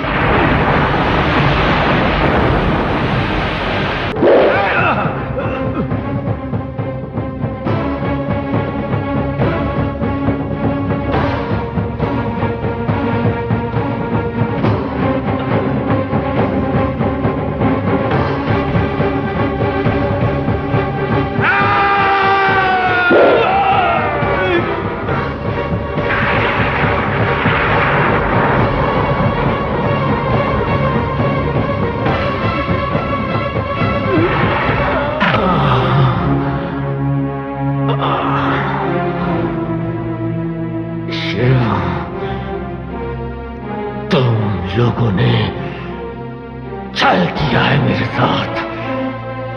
मेरी मृत्यु असंभव थी। तुम देवताओं में से किसी ने मेरी पत्नी का सतीत्व भंग किया है। तुम देवताओं में से किसी ने मेरी पत्नी का सतीत्व भंग किया है। अन्यथा ऐसी स्थिति उत्पन्न नहीं होती। शिव, तुमने मुझे बल से नहीं चाल से मारा है। दर्शकों, इस प्रकरण से स्पष्ट हुआ कि ज्ञान गंगा पुस्तक में जो भी लिखा है वो सर्व शास्त्रों से प्रमाणित है। कर्मकांडी गैंग जलाना है तो इन पुराणों को जलाओ और गरियाना है तो वेद व्यास जी को गरियाओ। क्यों लिखा ऐसा ब्रह्मा विष्णु के बारे में इन्होंने पुराणों में? दर्शकों, इन कर्मकांडी गैंग ने अपने ग्रंथों को तो कभी पढ़ा नहीं, बेमतलब में संत रामपाल जी महाराज के पीछे पड़े हैं। बल्कि इन्हें तो संत रामपाल जी महाराज के चरण धोकर पी लेना चाहिए कि एक ऐसा संत जो अपना सब कुछ दांव पर लगाकर सच्चाई बता रहा है और इन लोगों से सच्चाई ढंग से देखी भी नहीं जा रही है, सुनी भी नहीं जा रही है, मुंह उठाकर भौंकने लगते हैं। और कितनी और कब तक मूर्खता का परिचय देते रहोगे तुम लोग? दर्शकों, इन ब्रह्मा विष्णु महेश ने ऐसे ऐसे कांड कर रखे हैं, बता भी नहीं सकते, लेकिन ये मजबूरी में दिखाने पड़ते हैं इन मूर्खों के जवाब देने के लिए, क्योंकि ये अपने पैर पर खुद कुल्हाड़ी मार रहे हैं। दर्शकों, अभी इनकी और अहंकार की हेकड़ी तोड़ते हैं, शिव जी का भी हाल देखते हैं। नमस्कार विकास जी। नमस्कार जी। विकास जी, शिव जी के बारे में हमारे पुराणों में क्या कथा प्रचलित है, एक बार हमारे दर्शकों को बताइए। अगर मान लो शिवलिंग पूजा की हम बात करें तो ये सब चीजें आज शिवलिंग के रूप में हर मंदिर में, हर शंकराचार्य सब चीजें पूजी जा रही हैं। अब शिवलिंग पूजा क्या है कि शिव पुराण के कोटि रुद्र संहिता प्रश्न नंबर 25 से 28 पर लिंग रूप कारण वर्णन नामक 12वें अध्याय के श्लोक नंबर 1 से 54 में बताया गया है कि श्री व्यास जी के शिष्य श्री सूत जी से ऋषियों ने प्रश्न किया कि हे सूत जी, शिवलिंग की पूजा के विषय में जैसा आपने सुना है वैसा बताओ। ऋषि सूत जी ने क्या जवाब दिया, आप वो सुनो कि जैसा कहता हूं सुनो। दारुवन में शिव भगत ऋषि रहते थे, वे निरंतर शिव जी का पूजन करते थे। उनकी पत्नियां भी उनके साथ उसी वन में रहती थी। कुछ ऋषिजन एक दिन हवन की लकड़ी लेने के लिए दारुण वन में आए और इसी अंतर में एक व्यक्ति नग्न अवस्था में उस वन में आया और अपने लिंग यानी कान को हाथ में पकड़कर कामी पुरुष अर्थात व्यभिचारी की तरह निर्लज होकर हिला हिलाकर अश्लील हरकतें करने लगा। ये मैं शिव पुराण पढ़ के सुना रहा हूँ, मेरा इसमें अपना कुछ नहीं है। उसे देखकर उस वन की स्त्रियां उसके पास आई और वे उसके लिंग को पकड़कर हिलाने लगी, उसको छूने लगी, कुछ आलिंगन करने से प्रसन्न हुई। उसी समय ऋषि आ गए और उन ऋषियों ने कहा कि तू ऐसा बेशर्म करने वाला कौन है, तेरा लिंग धरती पर गिर जाए। उस समय उसका लिंग भूमि पर गिर गया, जलने लगा, तीनों लोकों में जलता हुआ गया। उसको शांत करने के लिए पार्वती की स्तुति की गई और उससे कहा गया कि आप योनि लिंगी अर्थात मैं बताऊं लिंगी को प्राइवेट पार्ट ऑफ वुमेन बन जाओ। पार्वती जी ने योनि को धारण किया और उस जलते हुए लिंग को उस योनि में डाला गया, तब वह शांत हुआ। उसके पश्चात उस शिवलिंग की ऐसी मूर्ति जिसमें स्त्री योनि में लिंग प्रविष्ट हो, पत्थर की बनाकर स्थान स्थान पर कर पूजा शुरू हुई। ये शिव पुराण पढ़ा है मैंने। इसको क्यों बिकने देता है ये कहता है कि मैं ज्ञान गंगा को बिकने नहीं दूंगा। ये शिव पुराण बिक रहा है। दर्शकों, ये कथा सुनकर आश्चर्य मत करना, क्योंकि ये कथा शिव महापुराण से ही है, जिसका प्रमाण सहित आपको दिखाया। इस सत्य घटना और सत्य प्रमाण से आप शंकर जी के भी चरित्र को भली भांत समझ सकते हैं। दर्शकों, एक कथा शंकर भगवान की और सुनाते हैं। एक मोहिनी रूप लिया था विष्णु जी ने, जब अमृत कलश का कुछ बंटवारा था अमृत का और वो देवताओं का राक्षसों का झगड़ा था आपस में, तो उस रूप को लेके शंकर जी उस वक्त काफी उत्सुक थे कि भाई वो रूप आपका कैसा था और मैं उसको जानना चाहता हूँ। तो श्रीमद जो भागवत हमारा है, सबसे बड़ा ग्रंथ है भागवत पुराण, तो उसमें अष्टम स्कंद में इसको बहुत अच्छे तरीके से बताया गया है कि मोहिनी वस्त्रहीन तो पहले ही हो चुकी थी। जो मोहिनी रूप था विष्णु जी का, वो वस्त्रहीन तो पहले हो चुका था। शंकर जी को अपनी ओर आते देख वो बहुत लज्जित हो गई और एक दूसरे से वक्ष की आड़ लेकर छिपकर हंसने लगती, परंतु कहीं भी ठहरती ना थी। भगवान शंकर की इंद्रियां अपने वश में नहीं रही। ये श्रीमद भागवत पुराण पढ़ा जा रहा है, अष्टम स्कंद। इसमें मेरा अपना कुछ नहीं है। वे कामवश हो गए, अतः हथनी के पीछे हाथी की तरह उनके पीछे पीछे दौड़ने लगे। उन्होंने अत्यंत वेग से उसका पीछा करके पीछे से उसका जूड़ा पकड़ लिया मोहिनी का, और उसकी इच्छा न होने पर भी इसको बलात् शब्द भी कह सकते हैं आप, उसे दोनों भुजाओं में भरकर हृदय से लगा लिया। जैसे हाथी हथनी का आलिंगन करता है, वैसे ही भगवान शंकर ने उसका आलिंगन किया। वह इधर उधर खिसक कर छुड़ाने की चेष्टा करने लगी। इसी छीना झपटी में उसके सिर के बाल बिखर गए। इसी छीना झपटी में बल का प्रयोग हो रहा है जी। वास्तव में सुंदरी भगवान की रची हुई माया ही थी। इससे उसने किसी प्रकार शंकर जी के भुजापास से अपने आप को छुड़ा लिया। बड़े वेग से भागी, नहीं भागती तो क्या हो जाता। भगवान शंकर भी उस मोहिनी वेशधारी अद्भुत भगवान विष्णु के पीछे पीछे दौड़ने लगे। वेशधारी विष्णु के पीछे पीछे दौड़ने लगे। उस समय ऐसा जान पड़ता था मानो उनके शत्रु कामदेव ने उन पर विजय प्राप्त कर ली है।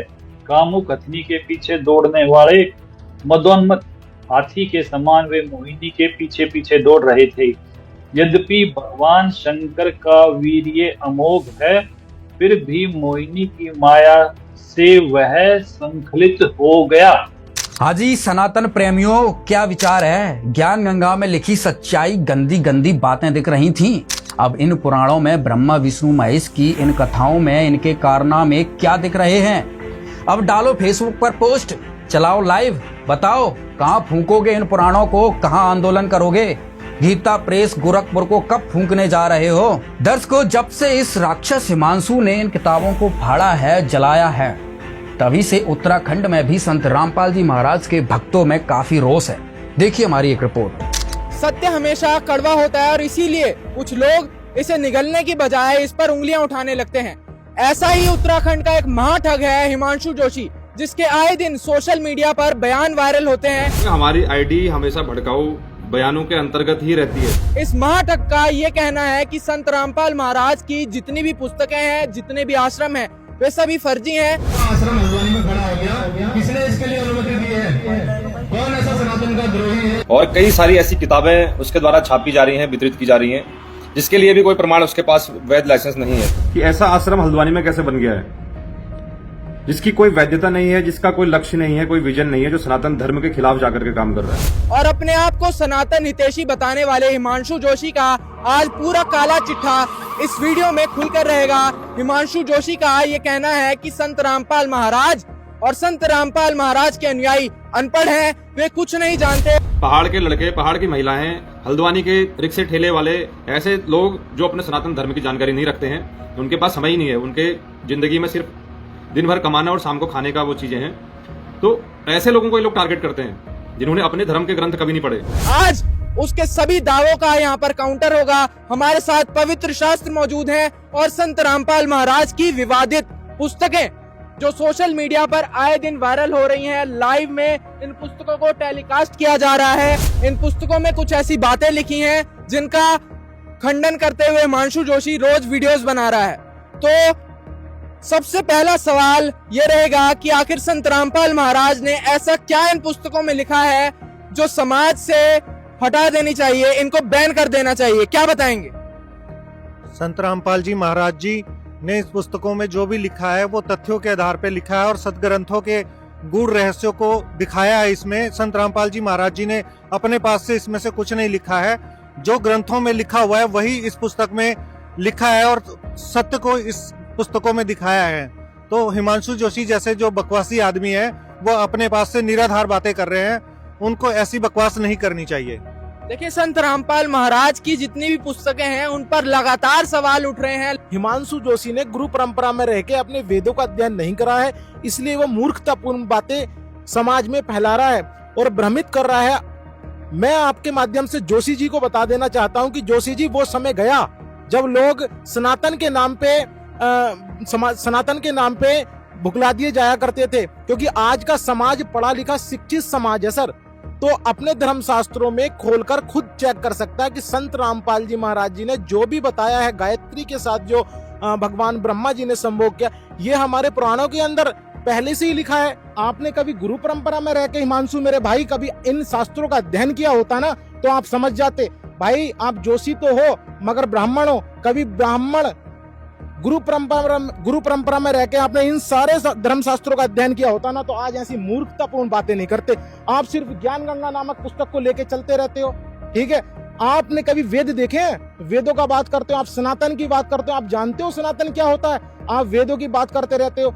हम आपको दिखाते हैं वेद, हमारे संत रामपाल जी महाराज ना हर सत्संग के अंदर वेद दिखाते हैं और वेदों का रेफरेंस देते हैं। तू मेरे को एक प्रमाण दिखा, इस ज्ञान गंगा पुस्तक में जो लिखा है वो गलत है, तू गलत होने का सिद्ध करके तो दिखा। हम हमारे गुरुजी तेरे को 10 ऐसे प्रमाण दिखाएंगे जिससे सिद्ध होता है, ठीक है मेरे भाई। जो पुस्तकें हमारे को बाजार में उपलब्ध है और सारा समाज पढ़ रहा है, और ये दास आपको सामूहिक रूप से उसको ज्यों का त्यों आपके समक्ष इस पर्दे पर पढ़ा दे, तो इसमें के ऑब्जेक्शन, नो ऑब्जेक्शन। ये तो पुस्तक विद्यमान है, हम इसको खरीद कर पढ़ रहे हैं। ये यदि हम इसमें कुछ मिलावट करते हो, इसमें इसके ज्ञान को तोड़ मरोड़ कर देते हो, तो हम दोषी अपराधी हैं। और इस ज्ञान को जो इसमें भर रखा है, लिखा हुआ है, उसको हम जो का तो आपके समझ रख देते हैं। आप भी पढ़ो और मैं भी पढ़ूं और भी पढ़े, इसको तो पढ़ ही रहे हैं। अब वो लोग घबराते हैं कि तुम्हारे ऋषि की, महर्षि की पोल खुल रही है। पोल नहीं खुल रही, ये तो जो का तो लिखा हुआ है, आम समाज पढ़ रहा है इसको। हिमांशु, अगला प्रमाण आपको दिखाते हैं। हमारे गुरुजी ने हमें बताया है, ये शिव महापुराण प्रथम खंड गीता प्रेस गोरखपुर से प्रकाशित है, मंगा के पढ़ लेना, ठीक है। इसके रुद्र संहिता कुमार खंड के अंदर एक जिक्र आता, भगवान शंकर एवं माँ गोरा के विवाह करने की कथा इसके अंदर आती है। शिव जी शिवा से विवाह कैलाश पर, इसके अंदर एक प्रकरण आता है, आप देख रहे हो, भगवान शंकर निर्जन स्थान पर उनको लेकर चले गए, उन्होंने रति क्रिया की उनके साथ। और रति क्रिया कितने समय तक की थी भगवान शंकर ने? भगवान शंकर ने पार्वती के साथ 1000 वर्ष तक रति क्रिया की थी, ठीक है। रति क्रिया 1000 वर्ष तक भगवान शंकर ने माँ पार्वती के साथ की थी। अब इस चीज को ऑलरेडी तो पहले शास्त्रों में लिखा है, हमें दिखाने की जरूरत नहीं थी, क्योंकि आपने बोला इसलिए प्रमाण दिखाया गया है ये, ठीक है। ये तो शास्त्रों में लिखा है। और आप इस पुस्तक को बैन कराने की बात कर रहा ना मेरे भाई, तो पहले इन पुस्तकों को बैन कराओ, क्योंकि ये तो आदि अनादि कालों से चलते आ रहे हैं, ठीक है। इन पुस्तकों को बैन कराओ, फिर ज्ञान गंगा पुस्तक को बैन कराना आप, क्योंकि ये तो पहली धर्म शास्त्रों में लिखा हुआ है। मेरे गुरुजी परम पूज्य संत रामपाल जी महाराज जी ने जो शिव जी की उत्पत्ति की कथा बताई है ना, ये बम्बई का प्रकाशन है। ये मूर्ख प्राणी, आपने इस चीज को पढ़ा होता ना, इसके 2-3 पन्ने पीछे पलट लिए होते, ठीक है। आपने जब ठेका ले ही लिया है धर्म को समझाने का, तो आप अच्छी चीजें क्यों नहीं समझा रहे हैं? और आप जो प्रचार कर रहे हैं ना, ये दुष्प्रचार नहीं हो रहा, इससे तो संत रामपाल जी महाराज जी का प्रचार बहुत जोरों शोरों से हो रहा। अब लोग, हमारे पास इतने मैसेज आ रहे हैं हिमांशु मेरे भाई, पुस्तकें फोनों पे मंगाई जा रही हैं। अब वो खोल खोल के जब पढ़ेंगे, इस पेज को पढ़ेंगे, 198 से स्टार्ट जब करेंगे, तो क्या सोचेंगे? ये मूर्ख प्राणी कुछ सोच। कहते हैं रामपाल ने ना 10 संस्कृत आती, ना वो विशुद्ध रूप से उच्चारण कर पाता। अरे भले आदमियों, जैसे कोई बालक है, छोटा सा बच्चा तोतला बोलता हो, तो माँ उसकी सारी भाषा समझती है। भी केव चाव है, दूध मांगे है, रोटी मांगे है, रोटी कहेगा तो भी माँ समझ जाएगी रोटी मांगे है, दूध दू करेगा तो भी समझ जाएगी दूध मांगे है। तो नो समझ लो, दास उस परमात्मा का बालक है, और मेरा परमात्मा मेरी सारी भाषा समझता है। और इन आचार्यों ने और इन विद्वानों ने, दानद के चेलिया ने सारी उम्र खोदी गछामी गछामी करता रहे। और ये दयानंद के चेले नो कहे रामपाल ने वैदिक रीति से वेद नहीं पढ़े, ये दयानंद ने तुमने पढ़ रखे वेद काट दी टाट, ज्ञान भर दिया, कख भी नहीं पता इन लोगों को। और सबसे बड़ी खुशी तो ये मनानी चाहिए, इनको कुछ अकल आनी चाहिए जो विरोध कर रहे हैं दास का, कि ये कहते हैं रामपाल ने संस्कृत नहीं आती, और ये सारे ग्रंथ खोल के दर दिए। तो यही दिमाग से काम ले लो, हु इज रामपाल, ये दास उस परमात्मा का। मेरे भाई, ये धर्मशास्त्र आज के नहीं है, ये पुराने हैं। और आप इस ज्ञान गंगा पुस्तक को बैन कराने की बात कर रहे हैं, इसको उत्तराखंड से बैन कराने की मांग कर रहे हैं, तो आप इन शास्त्रों को बैन कराइए। और आप चंद गुंडों को लेकर नामदान पे जाके हंगामा करते हैं। हमें भी हमारे राइट्स पता हैं, मगर हम गुरु मर्यादा में रहते हैं, हम हिंदू हैं। और तुम हिंदू और सनातन का जो ढोल पीटते हो ना, आप ना सनातनी हो ना हिंदू हो, क्योंकि सनातन धर्म की मुख्य परिभाषा है कि अपने संतों और गुरुओं का सम्मान करना सिखाता है सनातन धर्म। आप संत रामपाल जी महाराज को तू और अवे से बात करते हो, आपको पता है कि संत जी की उम्र क्या है? वैसे संत की उम्र आकी नहीं जा सकती, फिर भी संत रामपाल जी महाराज जी की उम्र 74 वर्ष की हो चुकी है। आपको पता है कि 74 वर्ष के व्यक्ति को जो जिसका पूरे वर्ल्ड में जिसकी संस्था कार्य कर रही हो, अरे तेरी 2 कौड़ी की संस्था सिर्फ तेरे वार्ड में काम कर रही है, ठीक है, और जो संस्था पूरे वर्ल्ड लेवल पे काम कर रही है तू उससे टकरा रहा है और तू कहता है कि इनके फर्जी आइडिया बना रखी हैं, ये कुछ चुनिंदा लोग हैं। भाई फर्जी आइडिया नहीं बना रखी, इस भ्रम में मत जी। संत रामपाल जी महाराज का ट्विटर पे ट्रेंड करता विदिन 1 सेकंड के अंदर ट्विटर पे ट्रेंड कर जाता। आए दिन संत रामपाल जी महाराज जी का हैशटैग ट्विटर पे ट्रेंड करने लगता है, ठीक है, वर्ल्ड वाइड। तुझे को पता भी है तू कितनी बड़ी संस्था के साथ आकर टकराव कर रहा है? तू चंद पैसों के चक्कर में यार तू ये क्या कार्य कर रहा है? हिमांशु जोशी की टीम से और सभी दर्शकों से जो हमारे इस वीडियो में बने हुए हैं, हम सभी से गुजारिश करेंगे जो भी प्रमाण संत रामपाल महाराज के शिष्य अपने पुस्तकों में लिखते हैं या फिर उन्होंने जो प्रमाण दिखाए हैं वो सभी प्रमाण आप क्रॉस चेक करें। हिमांशु जोशी का ये कहना है कि संत रामपाल महाराज की ये जो पुस्तकें हैं ज्ञान गंगा, ना तो वो रजिस्टर्ड हैं, समाज से बैन कर देना चाहिए, ये सनातन विरोधी पुस्तकें हैं। पहली बात तो फर्जी पुस्तकें उसके लिए होंगी, हमारे लिए नहीं है और समाज के लिए भी नहीं है। शायद उसको लग रही हैं क्योंकि सत्यता को बता रहे हैं संत रामपाल जी महाराज, तो शायद हो सकता है कि उसको वो सत्यता हजम नहीं हो रही हो। पहली बात तो सर ये रजिस्टर्ड हैं, ISBN नंबर है हमारे पास, इंटरनेशनल स्टैंडर्ड बुक नंबर जो होता है वो बुक नंबर भी है हमारे पास, यानी कि ISBN से रजिस्टर्ड हैं संत रामपाल जी महाराज जी की जितनी भी पुस्तकें हैं। और पहली बात और ये भी क्लियर कर दें हिमांशु जोशी जी, ये शास्त्रों से प्रमाणित है। लगता है शायद आपने शास्त्र नहीं पढ़े तभी आप ये ऐसी बातें कर रहे हैं। शास्त्र पढ़े होते तो आप ये ऐसी बातें ही नहीं कर रहे होते। और आज की बात, समाज की बात बताई जाए तो अगर ये पुस्तक में कुछ अश्लीलता होती तो इतने महान अधिवक्ता, नेता, अधिकारी लोग इस पुस्तक को बड़े प्यार के साथ पढ़ते हैं और लेते हैं कि हाँ, क्या वाकई में संत रामपाल जी महाराज जी के साहित्य में जो दर्शाया गया है क्या वो वाकई ही सत्यता के साथ प्रमाणित है या नहीं। माननीय सुप्रीम कोर्ट के महान अधिवक्ता श्री सुरेश चंद्र जी ने खुद इस पुस्तक को, यानी कि उन्होंने ये बोला कि इस पुस्तक का नाम ज्ञान गंगा नहीं ज्ञान सागर होना चाहिए। वो इतने पढ़े लिखे शिक्षित युवा ने जब ये बात बोली तो क्या बाकी लोग अनपढ़ ठहरे हैं क्या, जो उन लोगों को ये समझ में नहीं आएगी? क्योंकि इस पुस्तक को ना समझदार ही समझ सकता है और मुझे नहीं लगता हिमांशु जोशी जी समझदार हैं, क्योंकि अगर वो समझदार होते ना तो इसका विरोध नहीं कर रहे होते, बल्कि माथे से लगाकर ज्ञान को समझते कि यार वाकई में सत्यता है कि नहीं। हिमांशु जोशी की झूठ की पराकाष्ठा की हद पार हो चुकी है। इसका ये कहना है कि संत रामपाल महाराज सनातन के विरोधी हैं। सनातन का अर्थ होता है शाश्वत, सदा रहने वाला। अगर उन्हें सनातन का मतलब पता होता तो वो ऐसी मूर्खतापूर्ण बातें ही ना करते। जो ज्ञान आज से हजारों वर्ष पूर्व लुप्त हो गया था, आज संत रामपाल जी महाराज जी ने उसे शास्त्रों से ही प्रमाणित करके दोबारा उसका पुनरुत्थान करा है और दोबारा समाज को सनातन धर्म का मतलब बताया। और जो शास्त्रों में ज्ञान है सनातन धर्म को लेकर के वो समाज को बता रहे हैं और अपने शिष्य को मार्गदर्शन दे रहे हैं कि हमारे शास्त्रों में क्या चीज लिखी और क्या चीज नहीं लिखी। आज संत रामपाल जी महाराज जी ने फैक्टफुल डिबेट यूट्यूब चैनल के माध्यम से सनातन धर्म के पतन की कहानी संत रामपाल जी महाराज जी की जुबानी के 5 part factful debate YouTube channel पे आ चुके हैं। आप उसे भी जाके देख सकते हैं। उसमें जो भी बात कही गई है वो सब शास्त्रों से प्रमाणित है, कोई भी बात मनगढ़ंत नहीं है जैसे कि आप आज बना रहे हैं। अगर आपको ज्ञान होता, शास्त्र आपने कभी भी खोल के पढ़े होते तो आपको सनातन का मतलब पता होता और आप जानते कि संत रामपाल जी महाराज जी जो ज्ञान दे रहे हैं वो शास्त्रों से प्रमाणित ज्ञान है। तो जो संत रामपाल जी महाराज जी और जो उनके शिष्य हैं ना, वो सनातन धर्म के हितैषी हैं, सनातन धर्म के विरोधी नहीं है। और आपको ये बात समझनी होगी, जितनी जल्दी आप इस बात को समझ लेंगे ना, ये आपके लिए ज्यादा सही रहेगा। दर्शकों, मुद्दा बहुत ही गंभीर है। जब भी सनातन धर्म की बात आती है तो ये हिमांशु जोशी लगातार अपने लाइव में चिल्लाता रहता है कि संत रामपाल महाराज सनातन के विरोधी हैं। ये जो भी बातें बताते हैं ना तो धर्म शास्त्रों में मेल खाती है। ये गिरोह जिस तरीके से फर्जी प्रचार प्रसार में सीधे साधे हिंदुओं को फंसाता है, पहाड़ के लोगों को जो है गुमराह किया जा रहा है, भोले भाले लोगों को झूठ परोसा जा रहा है, क्या बताएंगे? हिमांशु जोशी, तेरे को शर्म आनी चाहिए। तू एक पहाड़ी कुमानी आदमी होते हुए तो हम पर ऐसे प्रकार के गंदी गंदी बातें करता है। हम वो इंसान नहीं है जो इंसान तू है, इतना गंदा। लोगों से चंदा वसूल कर करके अपना घर का काम चलाता है, अपना घर का खर्चा चलाता है, टैक्सी वालों से कर वसूल करता है, संघ वालों से पैसा जमा करो बोलता है। हम नौकरी वाले आदमी हैं, पढ़े हैं, लिखे हैं, हमें भी हर चीज का ज्ञान है। अगर तेरा डीएनए पहाड़ी होता तो ऐसा कभी नहीं कहता।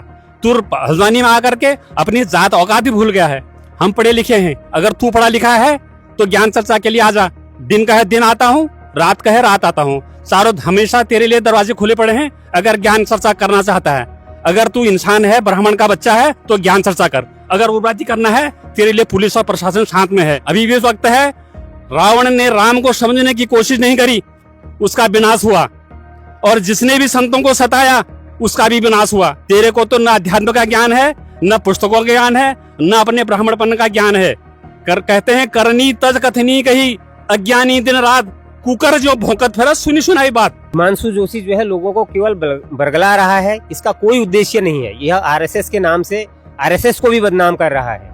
इसका जो उद्देश्य है कि लोगों को गुमराह करके संत रामपाल जी महाराज जी के ऊपर खाली कीचड़ उछालना है, यह केवल अपनी राजनीतिक रोटियां सेक रहा है। यह पहाड़ी के नाम से एक कलंक है और पहाड़ियों को केवल बदनाम कर रहा है। इसको पहाड़ से कोई लेना देना नहीं है, केवल अपनी राजनीतिक रोटियों को सेक रहा है। दर्शकों, ज्ञान का जवाब ज्ञान से ना दे करके बार बार लाइव आकर के फेसबुक पे चिल्लाने से कुछ नहीं होने वाला। हिमांशु जोशी से संत रामपाल महाराज के जितने भी समर्थक हैं उनका ये आग्रह है कि आप आएं और ज्ञान चर्चा करें। सभी धर्म शास्त्रों के सामने बैठ करके ज्ञान चर्चा करें। जो भी ज्ञान गंगा नामक पुस्तक में जो भी बातें लिखी हुई हैं, जो भी विवाद चल रहा है, तो हिमांशु जोशी से संत रामपाल महाराज के जो समर्थक हैं उनका ये कहना है कि आप आए और धर्म शास्त्रों के साथ आए। ज्ञान चर्चा से निर्णय होगा। अब आप लोग बताइए, आप सनातन के विरोधी हैं या सनातन के हितैषी हैं? क्योंकि लगातार कई महीनों से हिमांशु जोशी का ये कहना है कि आप लोग जो है सनातन का विरोध करते हैं, आपका कोई आधार नहीं है, आप बेवकूफ हैं। हिमांशु जोशी, आप बोलने से पहले एक बार सोच लेते कि आप बोल क्या रहे हो। अगर आप सच्चे सनातन हितैषी होते तो ये बात कभी नहीं करते। और संत रामपाल जी महाराज जी ही सच्चे सनातन हितैषी हैं। उन्होंने सनातन धर्म को पुनः उत्थान किया है और आप भोली भाली जनता को गुमराह करके बहुत गलत कर रहे हो। आप सोच लीजिए कि आपका होगा क्या। दास का पीछा थोड़ा सा छूट गया। इन मूर्ख लोग जो हमारे धर्म गुरु होया करते थे, स्वार्थी टट्टू, पहले पूर्वज हमारे कबीर साहब के पीछे लग रहे थे, हमें बहका दिया करते थे। कबीर साहब झूठ बोल रहे हैं, कबीर जी झूठ बोलते हैं, ये झूठा है, ब्रह्मा विष्णु में इसको ऐसे बताता है। अब यही शुरुआत इस दास के साथ हुई थी, लेकिन परमात्मा ने पहले प्रबंध कर रखा था, आपको शिक्षित किया और वो शिक्षा आज काम आ गई। इंस्ट्रूमेंट साथ बनवा दिए दास के साथ साथ। अभी ये 2000 के बाद बने सारा, ताकि आप इन सदग्रंथों को खुद समझो और खुद समझे तो आज मेरे साथ होगे। संघर्ष छोड़ दिया और ज्ञान का ऊपर संघर्ष खत्म होगा और आज ये विश्व में फैल रहा है, निर्बाध फैलेगा, क्योंकि यह सच्चाई है, भगवान का वचन है, इसको कोई रोक नहीं सकेगा। अगर इसको कोई रोकने का व्यर्थ प्रयत्न करेगा तो वो अंधा गधा होगा। जितने भी शास्त्र लिखे हुए हैं, पुस्तकें लिखी हैं, उनको ध्यान से पढ़ें और सनातन धर्म के साथ में सहभागी बने। यहाँ पर इनका कहना है कि आप भी जो है संत रामपाल महाराज की पुस्तकों को पहले पढ़ें और उसका मिलान करें।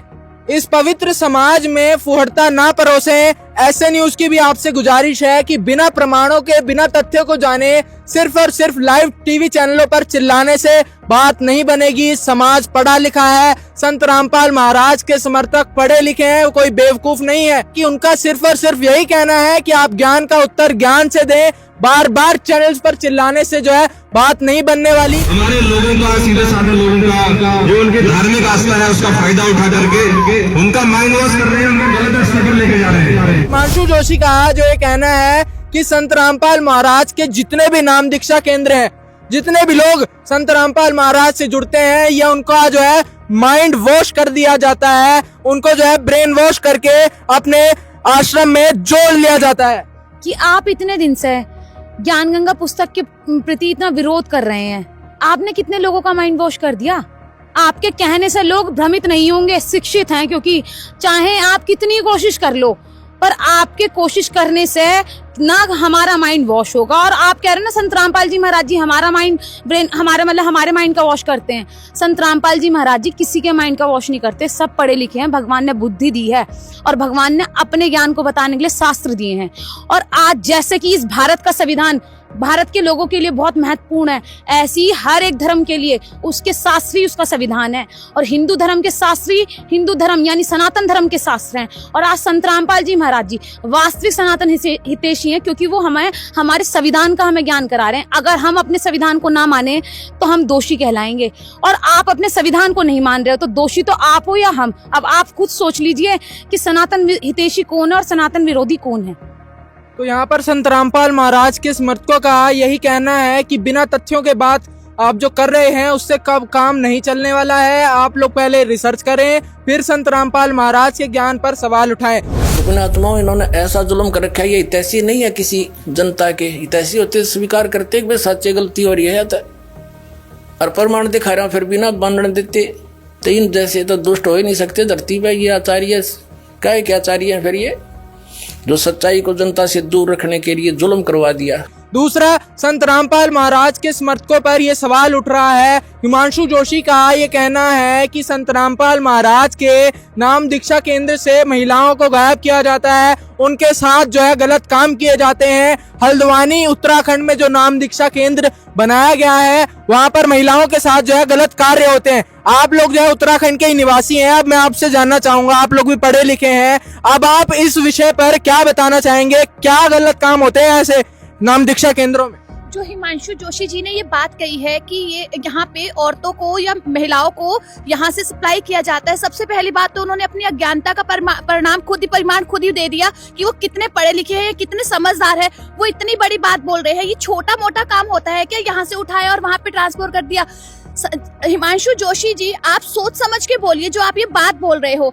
यहाँ पे जो आज तक हमें जो औरतों को सम्मान नहीं मिला है, वो सम्मान हमें संत रामपाल जी महाराज जी का ज्ञान समझ के, उनकी शिक्षा ग्रहण करके हमें सम्मान मिला है। संत रामपाल जी महाराज जी के आश्रम में औरतों को जो सम्मान दिया जाता है आज तक कभी हमें समाज में नहीं मिला है।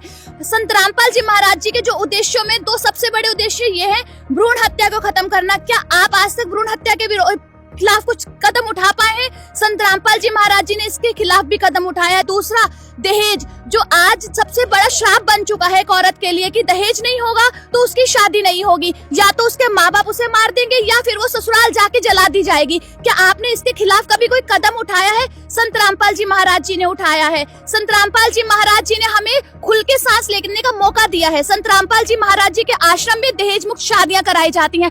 आज एक शादी करनी हो ना तो एक बाप को ना पूरी जिंदगी लगानी पड़ जाती है। संत रामपाल जी महाराज जी के आश्रम में समागमों में और वैसे भी इतनी रमैनियां कराई जाती हैं, इतनी शादियां कराई जाती हैं जो संत रामपाल जी महाराज जी के अनुयायी बिना दहेज के करते हैं। वहाँ पे इतना जो सुकून मिलता है उन लड़कियों को संत रामपाल जी महाराज जी के आश्रम में ही आके उनका ज्ञान समझ के ही मिला है।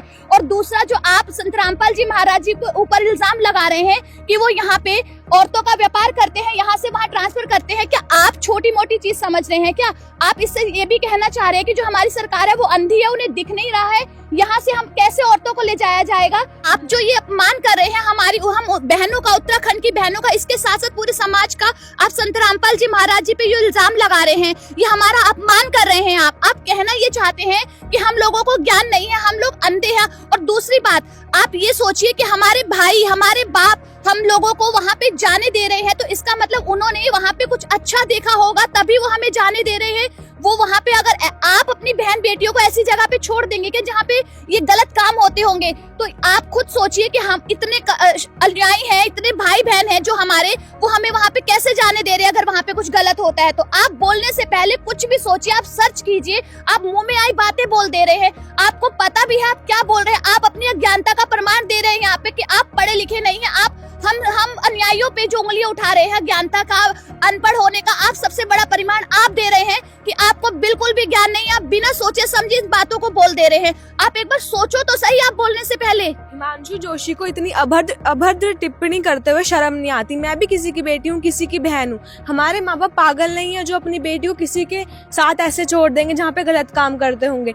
वहाँ उन्होंने कुछ सोच समझ कर ही हमने संत रामपाल जी महाराज जी से नाम दीक्षा ली है। मैं भी एजुकेटेड हूँ, मुझे ही पता है क्या गलत है क्या सही। मैं हिमांशु को आज ही इन्वाइट करती हूँ कि जून में संत रामपाल जी महाराज जी का समागम आ रहा है, वहाँ पर खुद अपनी बहनों और परिवार की जितनी भी बहन है उनको वहाँ पे लेके आना और वहाँ देखना कि महिलाओं को सम्मान किस प्रकार से मिलता है। इस अज्ञानी ने ये प्रोपेगेंडा बनाया कि महिलाओं के मुद्दे को लिया जाए और संत रामपाल महाराज को टारगेट किया जाए तभी जो है इसका मिशन सक्सेसफुल हो सकता है। लेकिन इस अज्ञानी को यही नहीं पता कि संत रामपाल महाराज के समर्थक अनपढ़ नहीं है, वो पढ़े लिखे हैं, आपको सारे प्रमाण पेश कर सकते हैं। आपका जो प्रोपेगेंडा था ये बिल्कुल गलत सिद्ध होगा और एक ना एक दिन जो संत रामपाल महाराज के समर्थक ये ढेरों प्रमाण लेके घूम रहे हैं और आप जो इन पर महिलाओं पर सवाल उठा रहे हैं ये कहीं ना कहीं आप पर उल्टा ना पड़ जाए, तो सोच समझ के आगे कदम बढ़ाना, क्योंकि संत रामपाल महाराज के आश्रम में महिलाओं को इतनी इज्जत दी जाती है जिसे देखकर आप भी हैरान हो जाएंगे।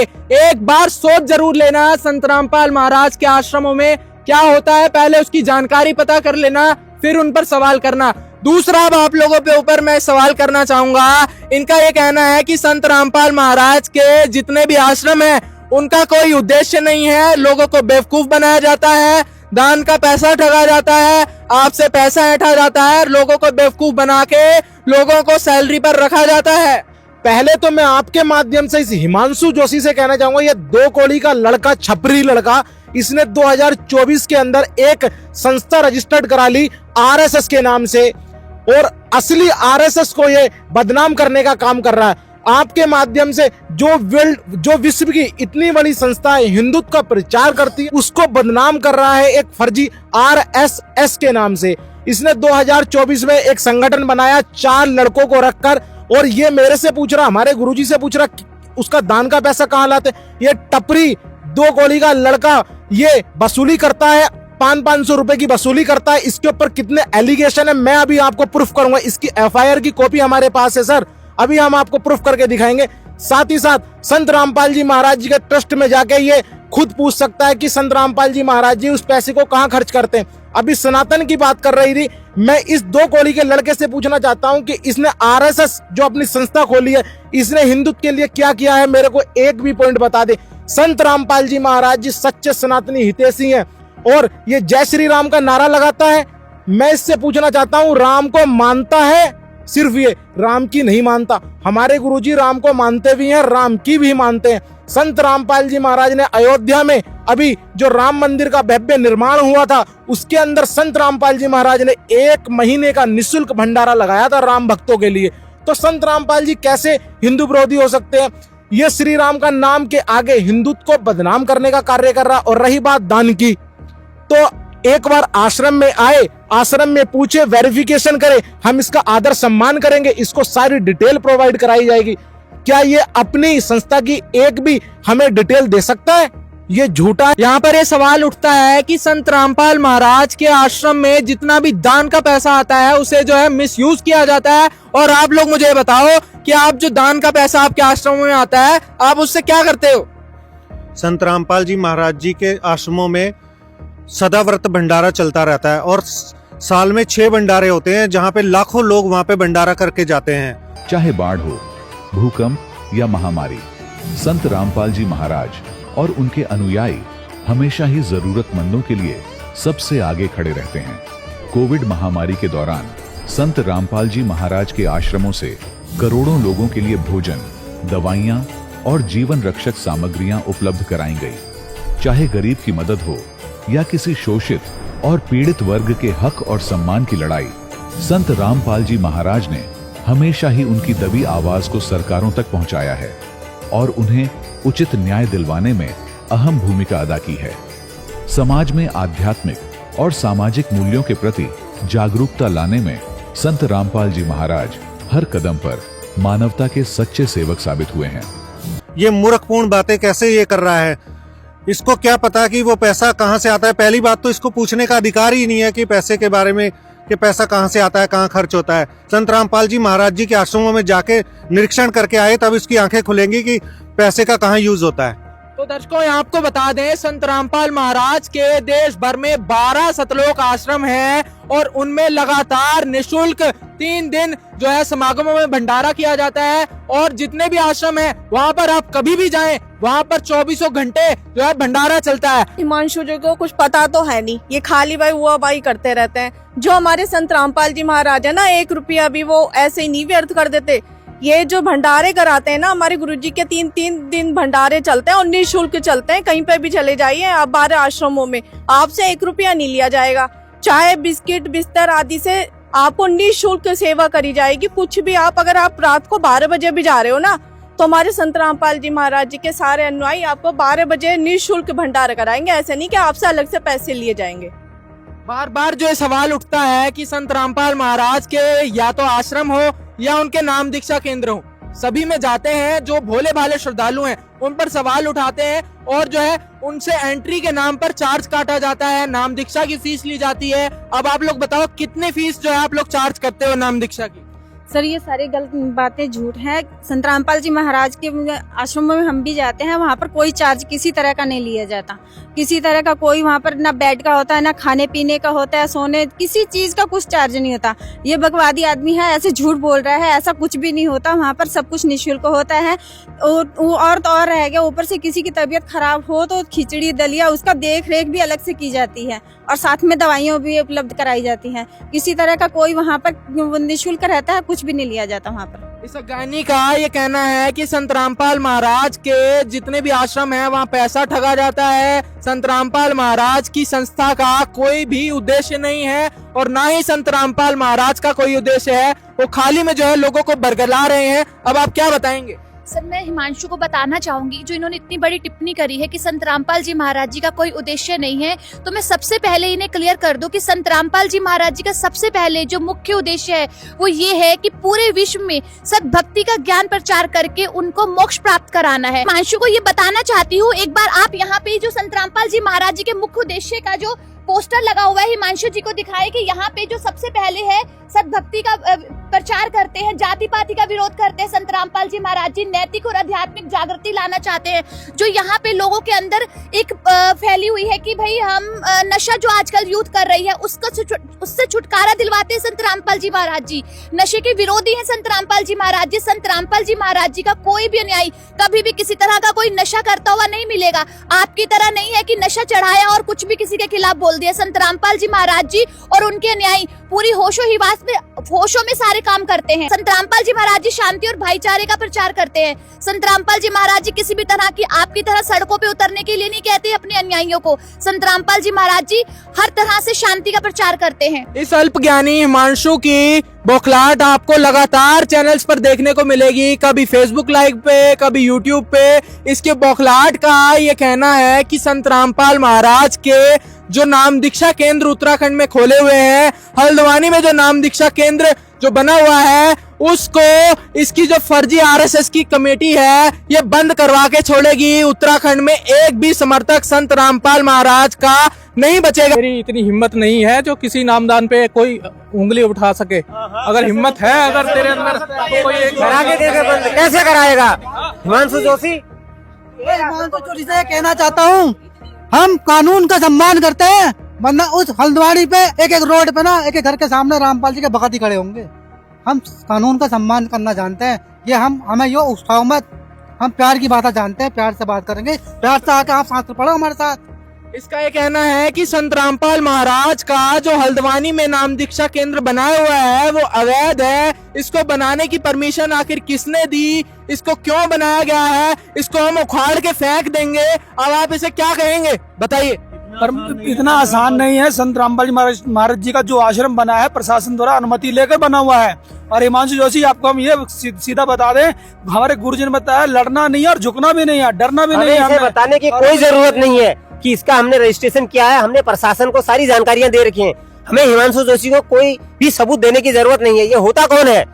इसके पेट में दर्द किस बात का है? आश्रम से, आश्रम इससे ले क्या रहा है मूर्ख से? ये सिर्फ और सिर्फ पाखंडी आदमी है, पाखंडी। सिर्फ सर आपके माध्यम से मैं बताना चाहूंगा, ये उत्तराखंड में अराजकता का माहौल पैदा कर रहा है। सिर्फ और सिर्फ ये धर्म के नाम पे, जातिवाद के नाम पे सबको लड़ाना है। मैं आपको बता दूं, हिमांशु जोशी सिर्फ एक ऐसा व्यक्ति है, ये समाज के अंदर एक कीड़ा है। ये संत रामपाल जी महाराज के समर्थकों में और हिंदुत्व के नाम में एक टकराव पैदा करना चाहता है। अभी पीछे कुछ समय पहले इसने हल्द्वानी में ऐसा कार्य करा था जो हिंदू मुस्लिम दंगा भड़का था। अब ये संत रामपाल जी महाराज पे एलिगेशन लगाता है। एक भी एलिगेशन ये सिद्ध करके दिखाए। सर प्रशासन को क्या, ये प्रशासन कितनी बड़ी चीज है? प्रशासन क्या प्रशासन को नहीं पता? नगर पालिका के अंदर, नगर निगम के अंदर वहां पर इतना बड़ा बिल्डिंग बनके खड़ी हो गई, क्या प्रशासन को नहीं पता? सर सारे कार्य संत रामपाल जी महाराज शुरू से हमारे गुरुदेव परम पूज्य संत रामपाल जी महाराज सारे कार्य जो भी करते हैं प्रशासन के अनुसार करते हैं, ठीक है, संविधान के अनुसार करते हैं। और ये संविधान की बात बोलता है, हमें भी हमारे मूल अधिकार हमें भी पता, हमें भी सारे ये कहना है कि संत रामपाल महाराज का जो आश्रम बना हुआ है इसे बनाने की कोई अनुमति नहीं है, फर्जी आश्रम है। जितने भी नाम दीक्षा केंद्र बनाए हुए हैं ये बिल्कुल फर्जी हैं, ना तो इनका कोई रजिस्ट्रेशन है और ना ही इन लोगों को जो है आश्रम बनाने का अधिकार है। इन्होंने अपने धार्मिक शास्त्रों को तो पढ़ा ही नहीं है। कहीं ना कहीं इनकी मूर्खतापूर्ण बातों से ये पता चलता है कि इन्होंने अपने भारत के संविधान को भी नहीं पढ़ा। मैं आपके माध्यम से हिमांशु को ये बताना चाहूंगी कि हमारे भारत के संविधान में अनुच्छेद 25 से लेकर 28 तक हमें ये अधिकार दिया गया है कि हम किसी भी धर्म को मान सकते हैं और अपने धर्म का प्रचार प्रसार पूरे भारत में कहीं भी कर सकते हैं। जब हमें ये अधिकार हमारे संविधान से मिला है तो हिमांशु जोशी कौन होते हैं हमें रोकने वाले? इनका कोई हक नहीं बनता हम पे टिप्पणी करने के लिए। इसी के साथ साथ संविधान के 42वें संशोधन द्वारा हमारे प्रियम्बल में, जिसको प्रस्तावना बोला जाता है, प्रस्तावना में पंथ निरपेक्ष शब्द जोड़ा गया था और प्रस्तावना को संविधान का भाग माना जाता है। इसमें केशवानंद भारती केस आया था। अगर आपने थोड़ा भी पढ़ा होगा ना तो आप इस बारे में जानते होंगे। केशवानंद भारती केस में 13 जजेस की बेंच बैठी थी, जिसमें जो फैसला आया था कि जो हमारी प्रस्तावना है उसे भी संविधान का भाग माना जाएगा। तो जब इस शब्द को प्रस्तावना में जोड़ा गया है और हमारा संविधान इस चीज का अधिकार हमें देता है कि हम किसी भी धर्म को मान सकते हैं और अपने धर्म का प्रचार प्रसार कर सकते हैं, तो आप कौन होते हैं इसे रोकने वाले? कम से कम अपने संविधान को पढ़ के तो देखिए। कहाँ समझा रहे हो संविधान के बारे में, कहाँ पता होगा बेचारे को संविधान का तो इसे बिल्कुल भी ज्ञान नहीं, जब शास्त्रों का ज्ञान नहीं। पहली बात तो ये अपने पीछे जोशी लगाता है, मानते हैं कि ये एक पुरोहित है यानी कि ब्राह्मण है। ब्राह्मण का अर्थ जानता भी है कि ब्राह्मण का अर्थ क्या है? ब्राह्मण वो है जो ब्रह्म का ज्ञान रखता है और पंडित वो है जो पिंड का ज्ञान रखता है। ना तुझे ब्रह्म का ज्ञान है ना ही तुझे पिंड का ज्ञान है। और रही बात, जब तुझे शास्त्रों का ज्ञान नहीं तो तू भारत के संविधान को कैसे मानेगा? और बात कर रहा है ना कि भारत के संविधान की, संविधान हमें धार्मिक स्वतंत्रता का अधिकार देता है। हम किसी भी रूप में धर्म को मान सकते हैं और भगवान को भी मान सकते हैं। मानव को ये पूर्व अधिकार है। संविधान की बात बता रहे हो, ये कुछ संविधान को नहीं जानता। अगर इसको संविधान के बारे में थोड़ी भी जानकारी होती, ये किसी पर इस प्रकार से कोई भी उलाहना नहीं लगाता या लांछन नहीं लगाता। ये टपोरी सिर्फ झगड़ा कराना जानता है, इस टपोरी को कुछ नहीं पता, सिर्फ झगड़ा कराना जानता है। ये दर्शकों, समाज में फूटता परोसता हुआ हिमांशु जोशी लगातार सोशल मीडिया पर यह दावा कर रहा है कि संत रामपाल महाराज के आश्रम फर्जी हैं, कोई भी इनको जो अनुमति नहीं है। लेकिन उसके विपरीत संत रामपाल महाराज के पढ़े लिखे अनुयायियों ने यहाँ पर यह बताया कि कॉन्स्टिट्यूशन जब उन्हें अधिकार देता है तो तुम कौन होते हो संत रामपाल महाराज के आश्रमों पर सवाल उठाने वाले? तू क्या संत रामपाल जी महाराज के ऊपर झूठे एलिगेशन लगाता? मेरे पास तेरा सारा काला चिट्ठा है, मैं तेरी FIR नंबर के साथ यहाँ पर मौजूद हूँ। हिमांशु जोशी, तू 2 कौड़ी का इंसान, ठीक है, गांव का टपरी, तू संत रामपाल जी महाराज पे एलिगेशन लगा रहा है। IPC धारा 7, IPC धारा 126, IPC धारा 191 के तहत जो तेरे ऊपर मुकदमा दर्ज है ना, तेरे साथ तेरे 3 मित्र और हैं जिनके ऊपर तारीखें चल रही है तेरे ऊपर अवैध वसूली का सेवा संघ। ये देख हमारे पास तेरा चित्र है और बहुत जल्दी तेरी मार्कशीट के साथ हम आएंगे, ठीक है। तू कितना पढ़ा लिखा है, ठीक है। सेवा संघ संस्था पर कई अपराधों में केस दर्ज हो गया क्योंकि तूने हल्द्वानी में तू सोच रहा था टैक्सी वालों को, तू अवैध वसूली कर रहा था टैक्सी वालों के साथ, और तू ये कह रहा था कि मेरे संघ के साथ जुड़ो। भाई, संत रामपाल जी महाराज ने कभी नहीं कहा तुम मेरे साथ जुड़ो, क्योंकि संत सिर्फ सच्चाई बताता और सच्चाई को एक्सेप्ट करते। और अपने पीछे तू महान संतों के फोटो लगाता अपने ऑफिस में। तूने हनुमान जी का चित्र लगा रखा है, तू राम का नारा बोलता, जय श्री राम का नारा बोलता। तेरे को पता भी है राम कौन थे? राम के आदर्श पे चलना तो सीख। राम इतने आदर्श पूर्व भगवान थे हमारे, क्योंकि भगवान राम ने गुरु बनाए, गुरु वशिष्ठ को दंडवत प्रणाम किया, गुरु के चरणों में लेटे रहते थे हमेशा। अबे तू मूर्ख प्राणी, अपने गुरु का अपमान करता है, तू संतों का अपमान करता है। देख तेरे ऊपर कितनी सारी धाराएं लगा रखी हैं। भाई हिमांशु जोशी, मैं तुझे अपने भाई की तरफ पहले समझा रहा हूँ, तू नहीं माना तो संत रामपाल जी महाराज की लीगल टीम एक्शन तेरे ऊपर बहुत जल्द लेने वाली है, क्योंकि तूने संत रामपाल जी महाराज को बहुत हो गया अब तो शब्द बोल रहा है तू। क्यों? संत रामपाल जी महाराज के करोड़ों में अनुयायी हैं, तूने उनकी भावनाओं को ठेस पहुंचाया। तेरे ऊपर मानहानि का दावा हम करेंगे। हमारी आश्रम की लीगल टीम तेरे ऊपर एक्शन लेने के लिए तैयार है। और रही बात ज्ञानगंगा को, तू उत्तराखंड में बैन कराने वाला है। अरे तू होता कौन है? तेरे अंदर दम हो तो इसको बैन करा देना। और रही बात दूसरी, ज्ञानगंगा पुस्तक जिन राज्यों से और जहां से ये इसको क्लीन चिट मिल चुकी है, वहां पर तेरे ऊपर केस होंगे अब, ठीक है। अरे तू समझ क्या रहा है इस संस्था के विषय में, ठीक है। पूरे वर्ल्ड में संस्था काम कर रही है, तेरे ऊपर अब इतने केस होंगे। तूने संत रामपाल जी महाराज के भक्तों की भावनाओं को ठेस पहुंचाया, तूने एक महापुरुष के बारे में अब्द शब्द बोले हैं, तूने 2023 के अंदर तूने एक अपराध किया था, हम तब भी चुप रह गए थे। तूने भरी समाज में हमारे परम पूज्य परम पिता सदगुरु रामपाल जी महाराज जी की पुस्तकों को जलाया था।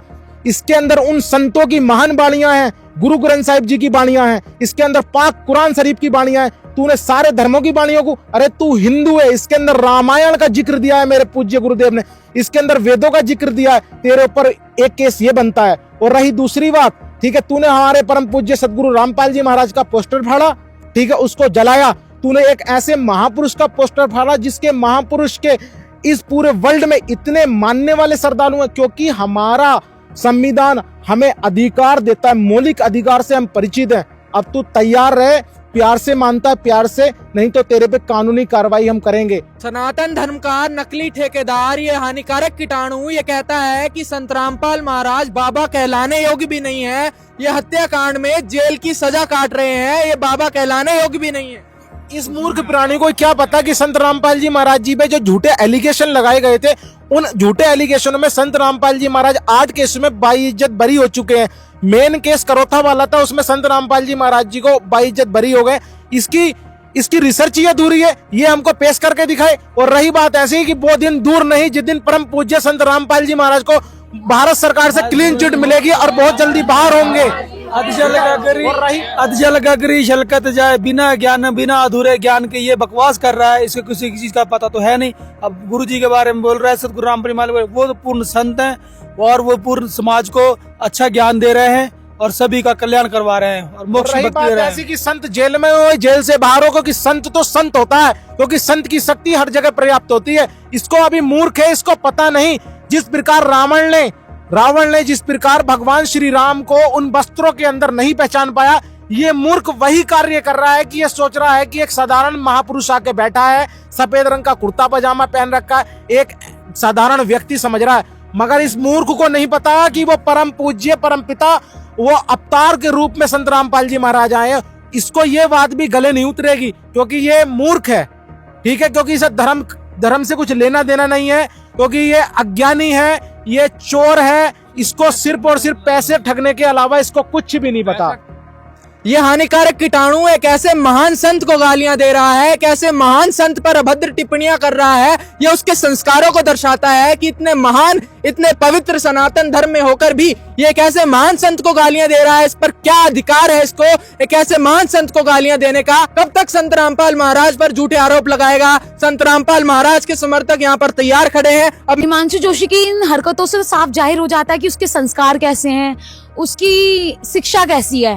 पहली बात, मैं फिर एक बार हिमांशु जोशी आपसे निवेदन करना चाहूंगी कि आप ध्यान से सुनिएगा कि हमारे शास्त्र क्या कह रहे हैं। पहली बात तो आप अपने शास्त्रों की नहीं मानते हो, और आप अपने शास्त्रों की नहीं मानते तो हमारे शास्त्रों में ही बताया गया है, श्रीमद् देवी भागवत के 572 पेज नंबर में बताया है, जिसके 7वें स्कंद में ही बताया गया है, जो अपने वेद व धर्म का पालन नहीं करता और अपने वेद की लिखी गई बातों का पालन नहीं करता, तो यानी कि उस राजा को, उस व्यक्ति को अपने राज्य से निकाल देना चाहिए और उसका परित्याग कर देना चाहिए। मेरा प्रशासन से हाथ जोड़कर निवेदन है, अगर हिमांशु जोशी इस ज्ञान का विरोध कर रहा है तो प्रशासन से भी ये निवेदन है कि उसका परित्याग करके उसको निकाल दें। क्यों इस चीज को विखंडन कर रहा है, और जितने भी महामंडलेश्वर हैं वो इस चीज को तो देखें कि ये क्यों हिंदू धर्म को लेकर विरोध कर रहा है। हम भी तो एक हिंदू धर्म के हितैषी हैं, ये कौन सा अलग धर्म का है, हम भी तो हिंदू धर्म के ही हैं। हिमांशु जोशी, एक चीज याद रखना, अब शस्त्रों से नहीं शास्त्रों से ज्ञान चर्चा होगी, और किसी भी आधार पर आप आकर शास्त्रों से ज्ञान चर्चा कर सकते हो। और एक चीज याद रखना, हम सब तुम्हें एक साथ खड़े हुए दिखाई देंगे। इस चीज को तू याद रखना, तू अकेला होगा पर हम सब साथ होंगे, क्योंकि सत्यता के साथ हमेशा सब खड़े रहते हैं और गलत के साथ कोई खड़ा नहीं रहता। मान सकते हैं कि तेरे संग गलत के साथ पैसों वाले आ जाएंगे, पर वो भी कभी ना कभी उस सत्यता को स्वीकार कर हमारी तरफ ही आएंगे। कितना भी प्रयास कर लेना, हमारा कोई कुछ नहीं बिगाड़ सकता, क्योंकि हमारे ऊपर जो हाथ है ना, उस समृद्ध परमात्मा का हाथ है। तो कितनी भी कोशिश कर लेना संत रामपाल जी महाराज जी के बारे में उल्ट सुल्ट बोलने की, तो उतना ही उनका प्रचार प्रसार कर रहा है। याद रख, शस्त्रों से नहीं शास्त्रों से ज्ञान चर्चा करेंगे। दर्शकों, किसी ने क्या खूब कहा है, सच कहो तो चिढ़ने लगेंगे, बरसाती मेंढक की तरह बरसने लगेंगे। सच का आईना अगर दिखा दो तो सबके सामने कुत्तों की तरह भौंकने लगेंगे। अपने आप को सनातनी बताने वाले इस हिमांशु जोशी का बिल्कुल वही हाल है। ये कहीं ना कहीं सनातन धर्म की छवि को धूमिल कर रहा है और वो समय अब बिल्कुल नजदीक है जब संत रामपाल महाराज के समर्थक इस पर लीगल केस करेंगे, क्योंकि एक बात कही गई है, a little knowledge is a dangerous thing.